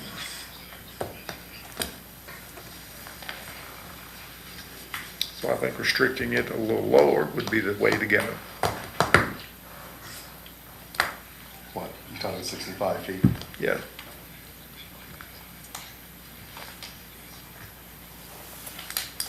Can we do that, or just have to go back to? They would have to go back there. It would have to, they have to agree to They those would have to conditions. agree to do that. They're Yeah. here though. Yes, but I'm happy to talk to them and see if they're acceptable to that. They are here, and they have these conditions Okay. printed out with signature pages on it that they would be willing to sign. We could handwrite in 65, if that's what the council is asking me to do, is to... That's what I want, get the council, let us know what you're feeling. Possible. I would Jessica. say that it's not, But it's what? it's possible, I would say it's not typical. It pains me to say that, but normally you would take that back and formally negotiate that and bring it back. Wouldn't you see that? Wouldn't you say 55 feet? 65, I'm happy to step Wouldn't you out in see the that hallway from with Route John. 70, from Route 70 as well? Out of Hallway Drive. Yeah. You and John.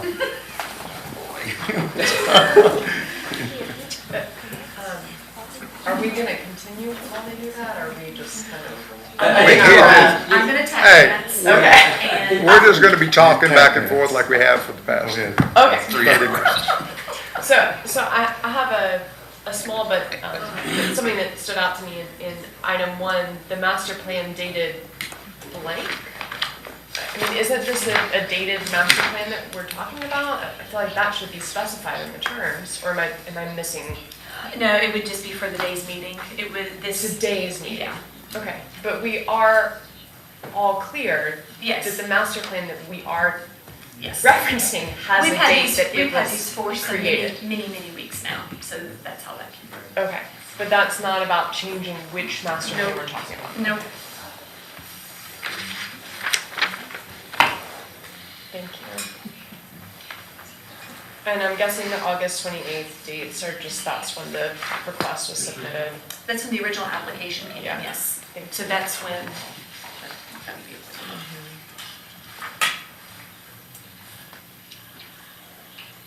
I've never actually done this before. It's not the first time this happens in the whole next. It's a big night.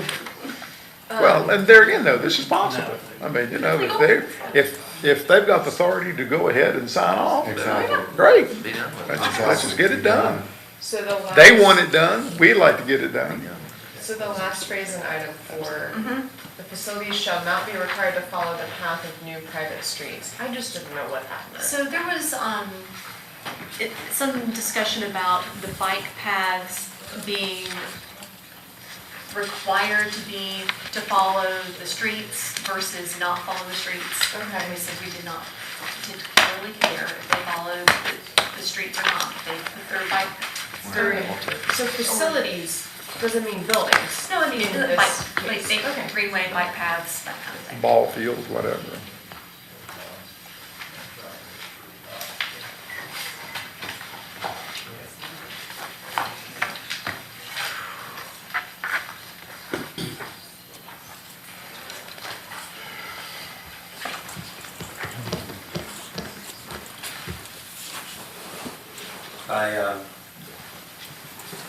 I beat them up pretty good out there.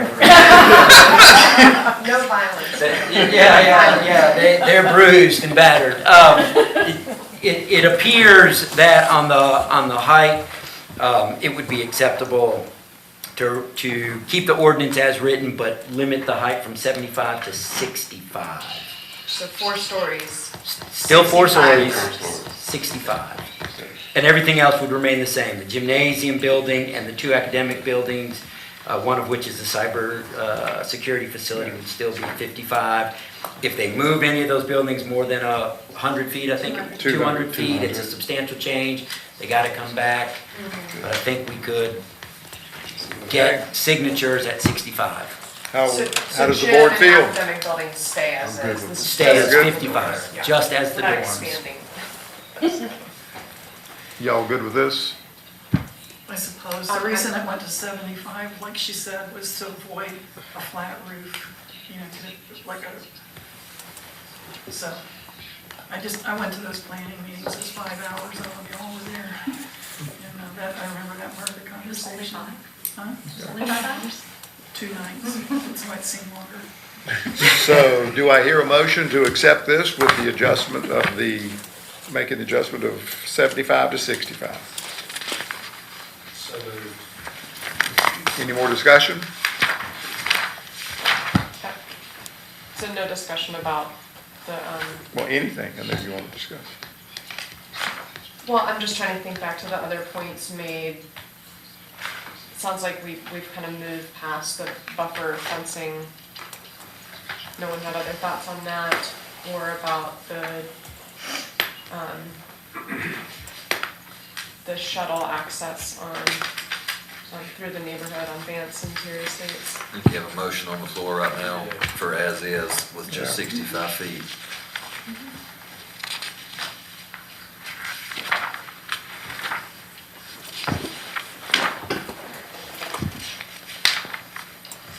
Just trying to get a temperature read, so it sounds like, no.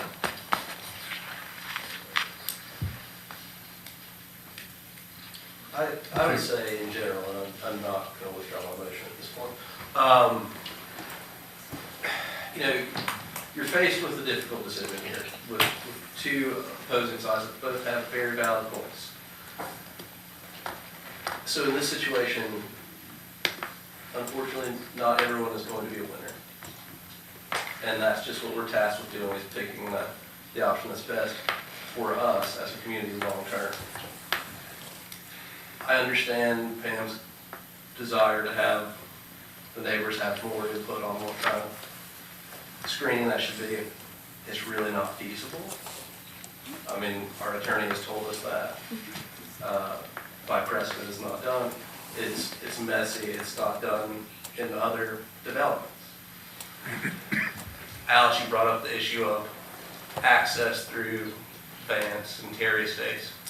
Those are public roads. We don't limit access on public streets. I mean, if they're open for one vehicle, whether it be a shuttle, an emergency vehicle, my car, your car, it's open. Well, it's not the street, it's the gate, right? I mean, Yeah. this is something that they've amended since we Montreat last has talked. tried to meet us with that by Yeah. offering the gate and to limit that to their shuttle use. I think both sides, both the town and the college, have negotiated very well together. It's been a very arduous and long process. Absolutely. And I don't think that this is a perfect solution to either side, but I do feel that this is a framework for us to move forward, and I think that's where I want to get. Any more discussion? As, So the motion was made and moved. No, this was Yeah, just was it- made. Yeah, it wasn't seconded. Okay. Yeah, the motion was made with the amendment from 75 to 65. Okay. I second. All right, so not hearing any more discussion, all in favor? Aye. Okay, passes. Unanimous. As my wife said, when she was an attorney, best decision is usually a compromise. Your wife was a very good attorney, Mayor Best Zimmerman. best decisions are usually a collaboration, not a compromise. So All right. the text amendment now, and then we're moving into the map amendment. Yep. All right, I don't think we need to explain it. I think we can just go right ahead and just simply, I hear a motion to open up the public hearing for the map amendment for Montreat College. So moved. All in favor? Aye. Okay. Anybody wish to speak? I'm just going to tell you that this is a formality. Your zoning map is a separate legal instrument, and the hardest question will be, what color does this parcel get on the zoning map? Because it will be unto itself. I'm voting hash marks. Polka dot. Polka dots. Not crazy about brown. So we'll see what happens. I think it already is brown. So this will amend the actual zoning map. Nobody wants to speak? Motion to close the public hearing? So moved. All in favor? Aye. Okay. Do I hear a motion on the,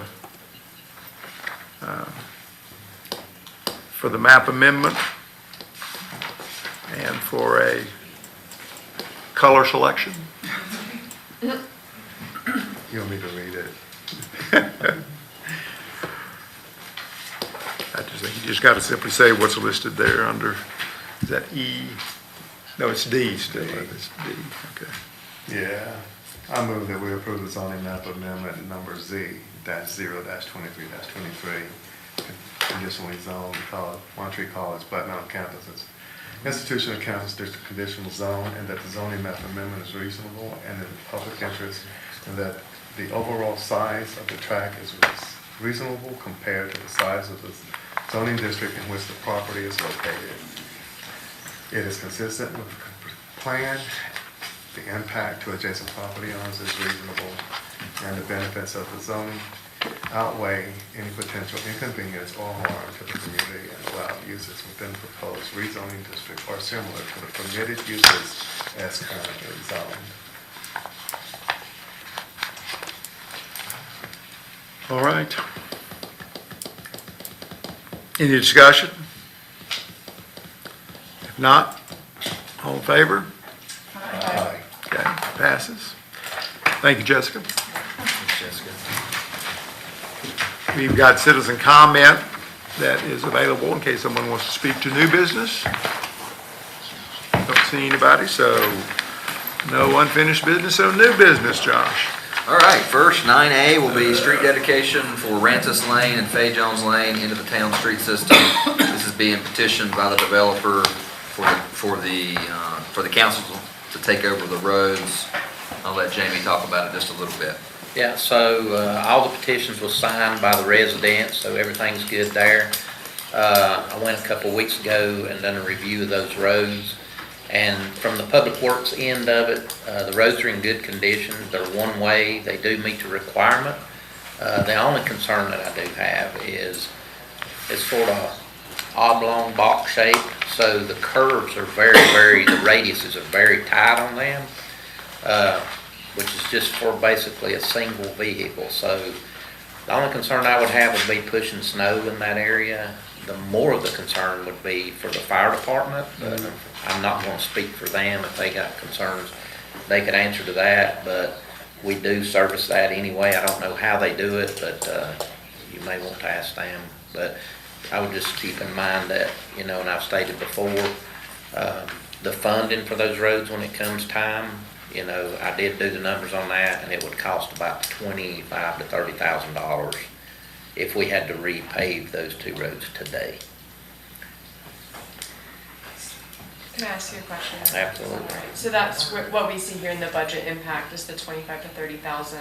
It says, but does not include snow removal or general maintenance. But Right. if we take on these roads, those are things That you can we're add that responsible extra expense because it's going to take more equipment, and more people, and more time to, manage it. And sometimes, like this year, we had no snow, but we had one year where every weekend it snowed Yep. 12 to 15 inches. So we really don't know what we're going to get. But like I say, at this time, the roads are in decent condition. I know, of course, we don't have on-street parking, but, it's one or two car parking at those cottages. And when I went through there to do the measuring and stuff, there was a contractor parked up on the curb, and I just had to wait. I couldn't get by. So very tight, but it does meet the criteria of what our one-way is. It'll just be interesting to push snow on it if you guys decide to take it over, and it will be challenging for the fire department, I can tell you that. But we have to deal with that. They would have to deal with Yeah, that. but you're dealing with it anyway, and Whether or not we take them over. that's right. And so yeah, the funding and the manpower is my concern. And like I say, it's totally up to you guys whether we do. But as of today, we're looking at probably $30,000 to repave them if we done it today. So And even though that's not a super large figure, when you start figuring how many roads we've got to pave, as Doug has looked into more than anybody, I just think that what we've got here is a chance to change a precedent.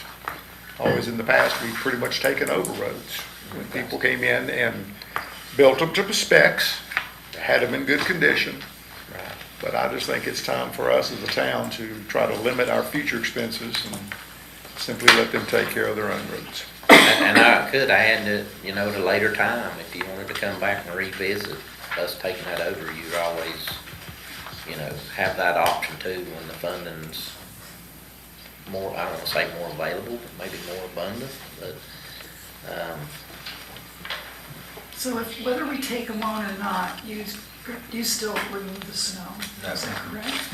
No, they're private right now. Yeah. So I would think the fire department and the police too would have concerns. If we say no and we're not, maybe the snow doesn't get removed, they can't get in there, right? Well, most people in that situation, they got private contractors that they hire that come in with a tractor and a scrape blade or, a mini skid steer or something like that. And as far as I know, in the past when we've had snow, we've not had no trouble getting in and out of there. I don't know who they contract with, but they would have to be able to get in and out themselves. And we do maintain the roads that connect to this, right? Jane Jacobs and Old Lake. Yeah, like Old Lakey Gap. So it's just that section in between.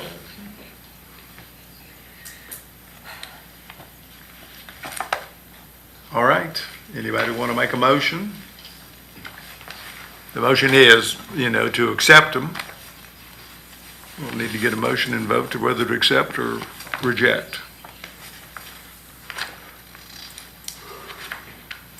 And then, if you accept, then of course it'll go to Jennifer, it'll be put on our POW bill map, and then it just adds to the mileage. Every year when we take those roads over, they'll go on that map and add to the total mileage of what we got to maintain.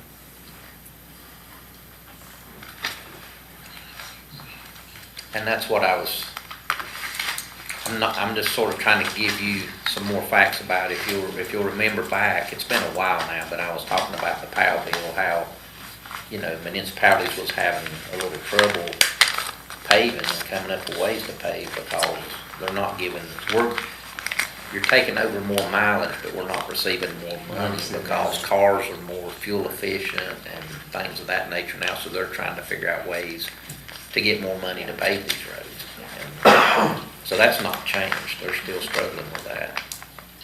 I mean, on the one hand, it feels silly to have this little road that we could just take over and we're maintaining all the things around it. And on the other hand, having just looked at the budget for paving. It's a tough decision. But like I say, the material cost and things of that, if it keeps going like it is, I could only hope it would go down, but I don't foresee it going down. I see it either maintaining or continue to rise in the future. And you folks are going to be asked whether or not it's this year or next year to take over quite a few other roads. Yeah, and a lot of developments. That's right. You're going to have the rest of the roads in Tudorcroft. You're going to have Paget Place. You're going to have Brooks Cove, and you're also going to have Sweet Birch. Sweet Birch. You're talking about a lot of roads. And these are big divisions too. Who instigated this request? Did they come to us asking, or we? Developer came to us. Developer come to us. That's how it typically works. It's built out now, so they. So when they build these developments, they'll come to us and present their preliminary plans, and then us as department heads and people involved will go over them to make sure they're building them to, for one, our requirements. And then if they want us to take them over, of course, they have to be built to our requirements. So we work all that out before they get their as-built. So it's pretty common that when it's over, they come to us, wanting us to take them over, then they don't have to maintain them no more. But that don't mean you got to take them over. It's totally your decision. There weren't no promises early on. No promises made. It's just, we wouldn't take them over if they didn't build them to our specs. So, of course, they're gonna build them to our specs if they want us to, but there again, they can give you a propose at any time. You don't have to take it over now. You can take it over later, or that's totally your choice. It does seem silly not to take over such a small little portion between roads that we already have, but I appreciate what Mayor Shabul said about setting the precedent now ahead of the bunch of requests that are future, will be coming in, so I would move that we reject this request. Okay, you're making that in a form of motion. Okay, any more discussion? If not, all in favor? Aye. Okay, rejected. Thank you for your comments, appreciate it. All right, communication.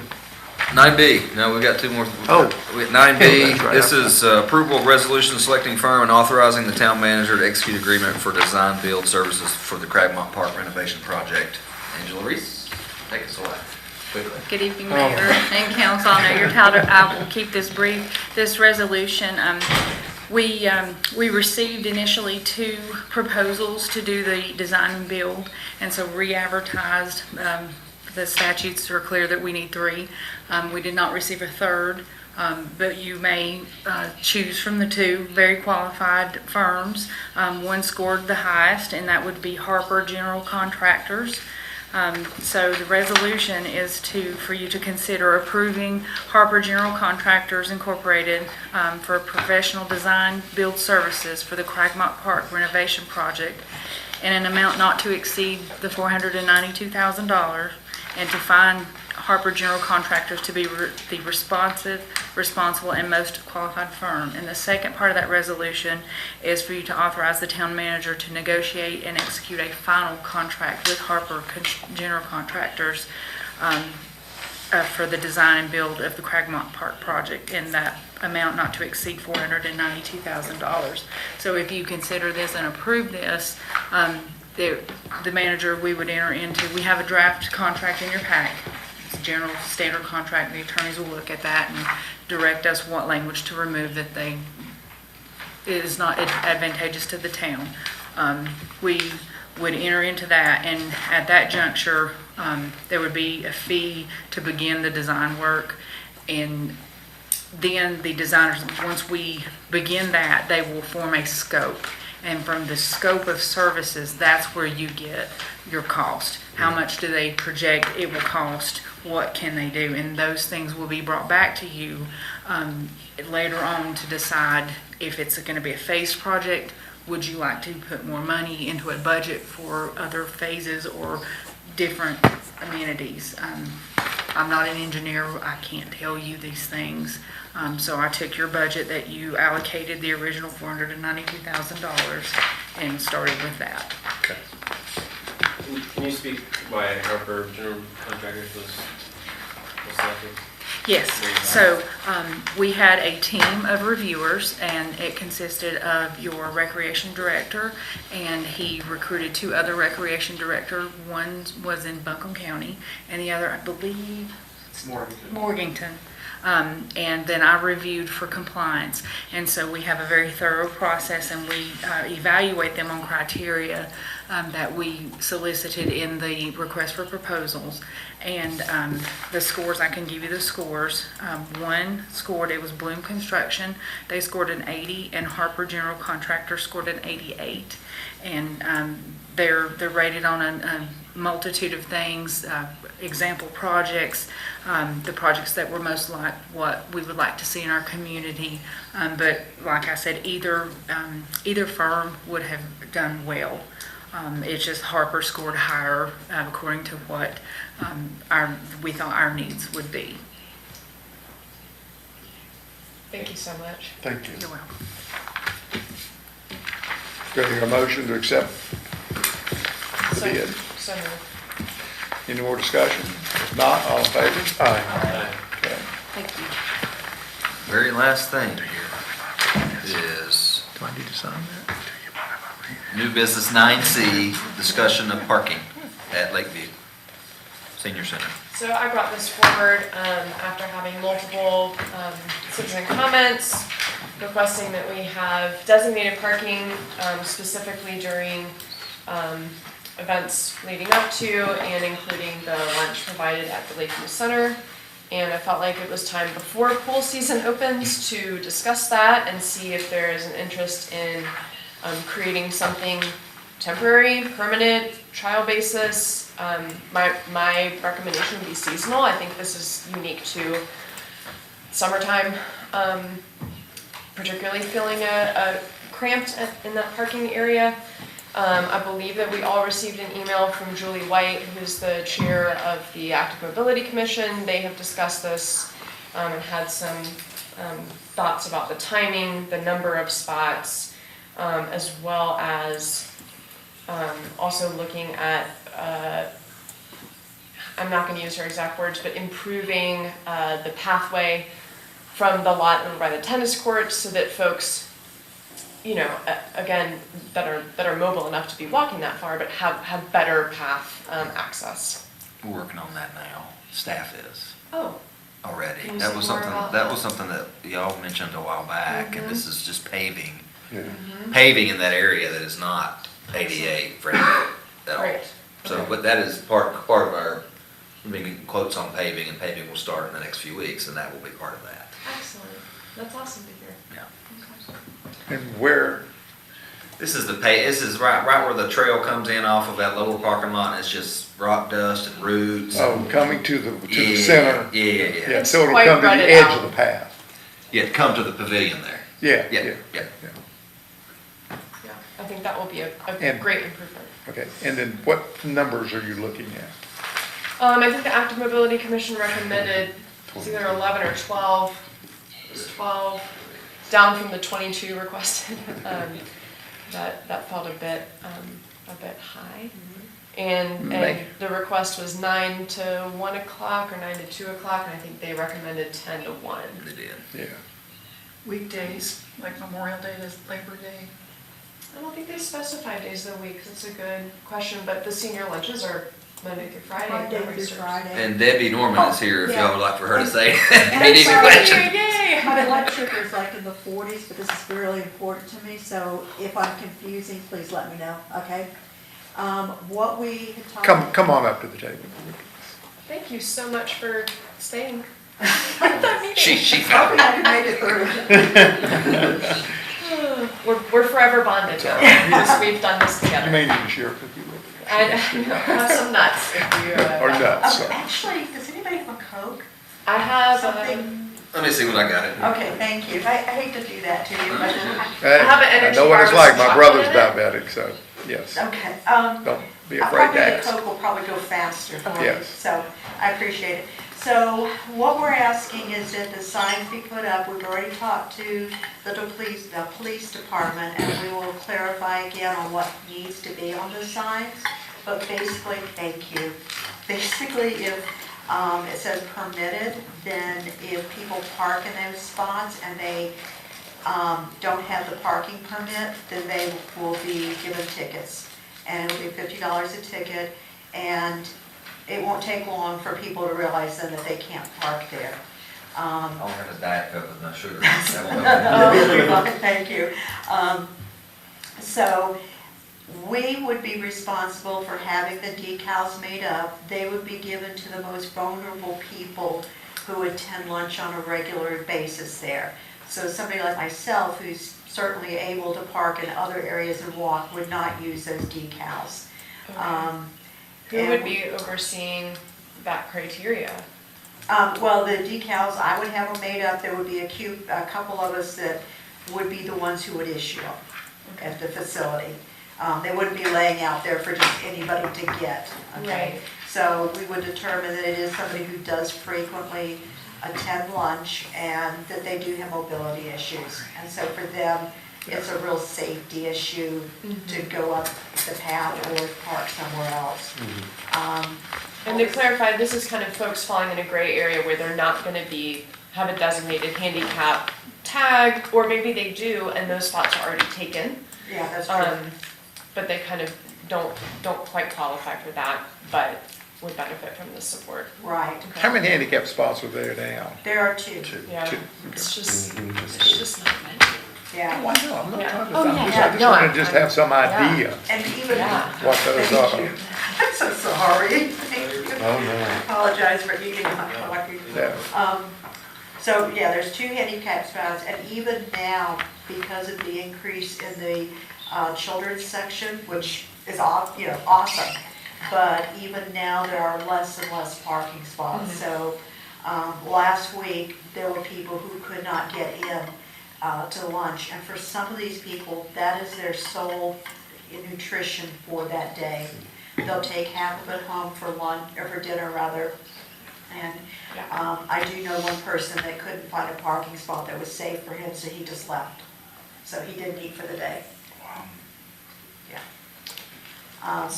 And I do want to say thank you. I don't know if Julie watches, but thank you, Julie. So I'm in favor of this, and I'm ready to move forward with that, but Make a I wanna motion. hear from y'all. Make a motion. So, Make a motion. Josh, do you have any Yes. input that might be helpful? I'm not opposed to it. I know that parking is a major issue over there. I don't know how you police it. You know, on a busy park day, when it's nice and the pool is open, it's gonna be hard to navigate, I think. So we thought about that too, and we will be responsible, and I talked to the lieutenant in the police station, and again, I'll confirm all this, but if we call, they will come and check and make sure that they don't have a decal, and if they don't have a decal, they'll issue them a ticket. So you will be totally out of it, it won't involve anything other than little away near people with phones. You need to sign the the general statute and everything to make it enforceable in the parking lot. Potentially, but we can figure that out later. Within the ordinance. Okay. We'll deal with it. Thank you. Important. The number of parking spots in that lot, I forgot to ask ahead of time. I want to think it's about 25 or 30. Maybe. Well, Really? it depends, are you counting down the lower area that the children's area is in? I would count all, yes, all that. Okay, Okay. and it's actually more than that. Okay. The 22 that we're counting was just on the upper area, Okay. and it did not include all of them in the upper area. So in the upper area, I would say it's probably 25. You may have 40 then. 35 or 40. So how many spots are we talking now? The Active Mobility Commission had recommended 12, and I'd be inclined to start with their recommendation. I think this is always something we can revisit. Okay. Yeah, Okay. it's good. Okay. Maybe we can get you more, but Yeah. let's see how we do with 12. I'm glad with 12, okay, that's great. So are we actually posting signs or are we doing So what we were permanent thinking signs? is that you didn't have to post in each one of the parking spots, you could post on the ends and have arrows. So there'd be less work for y'all. And they could be, Right. And there's a certain time frame, correct? so 10 to 1, Monday through Friday, and opening day of the pool is Memorial Day, so Yes. Memorial through Labor Day? 2 weeks from now. Is that the pool? Yeah, so Memorial through Labor Day, Monday through Friday, 10 to 1. If you wanted, so that the signs don't have to be taken out after Memorial Day, we could potentially put some kind of banners, or, I'm not sure what I mean, like pillowcases, but that's not, okay, you understand, over them when they weren't in effect. So such as after Memorial, or after Labor Day, and as you know, you have swim team meets and things like that, so if there was some conflict or something like that. We'll get with you and have a Okay. discussion. I think it's real important. We accommodate the swim team, by blocking the street off. And I'm delighted that we do that, but I think this is equally. I think it's Yeah. important. And then, the other thing too is that I think Josh said at the last meeting that like 3/4 of the people who go to the pool are not Black Mountain residents. And these are people who are Black Mountain residents who have supported the community all their lives. Okay. Thanks, Alice, for pushing, keeping Yeah. it going Well, forward. Absolutely. Thanks you all for being patient at 5:30 at night, so. Does this give y'all enough? I think so. Okay, we don't need to vote on anything, it's just I think I the have discussion has been made. Okay. All right. Thank you so much. Thank you, Debbie. All right, communications. Yeah, well, I'll be brief and not offer anything other than we're still working on, Unless you want to go back out and haul. yeah. We're still working on some of the nuisances around town. I have a few things, but I'll go quickly. I want to recognize Jessica for completing her Municipal and County Administration course with the School of Government recently. I also want to recognize Angela for completing her Project Management Certificate from the School of Professional Studies at UNCC. Safety Saturdays this Saturday, 5/18 at 10 o'clock, 10 to 2 at Ingalls, for those that might be interested. And then our police department golf tournament's coming up on Monday, June the 3rd. And that's it for me. Okay. I don't have anything. Anybody I have. from the town council? Oh, that's right, you do, excuse me. I have one thing, was brought to our attention. I'm glad that she brought it to our attention. It's a proclamation for the 55th Annual Professional Municipal Clerks Week, which was May 5th through the 11th, 2024. And it is whereas the office of the Professional Municipal Clerk, a time-honored and vital part of the local government, exists throughout the world. And whereas the office of the Professional Municipal Clerk is the oldest among public servants, and whereas the office of the Professional Municipal Clerk provides professional link between the citizens, the local governing bodies, and the agencies of government at other levels, and whereas professional municipal clerks have pledged to be ever mindful of their neutrality and their impartiality, rendering equal service to all. Whereas municipal clerk serves as the information center on functions of local government and community.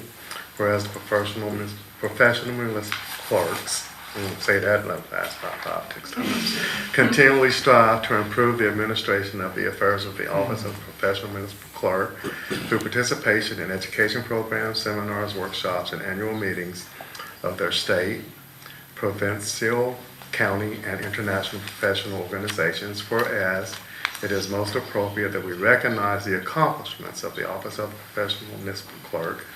Now, therefore, we, the town council of the town of Black Mountain, do recognize the week of May 5th through 11th, 2024 as Professional Clerks Week, and further extend appreciation to our professional municipal clerk, Wesley Barker, and to all professional municipal clerks for their vital service they perform and their exemplary dedication to the communities they represent. Dated this 13th day of May 2024, will be signed by Mayor Michael Sobel. Michael Sobel. Thank you. We're lucky to have you, Wesley. Absolutely, thank you. I sent an email out to a listserv we have, and I got a response back from the assistant manager in Carrboro. And she was giving me something, and I said, well, she didn't realize. I said, we really enjoy Wesley. She said, oh, I didn't even think about that. Give him back now.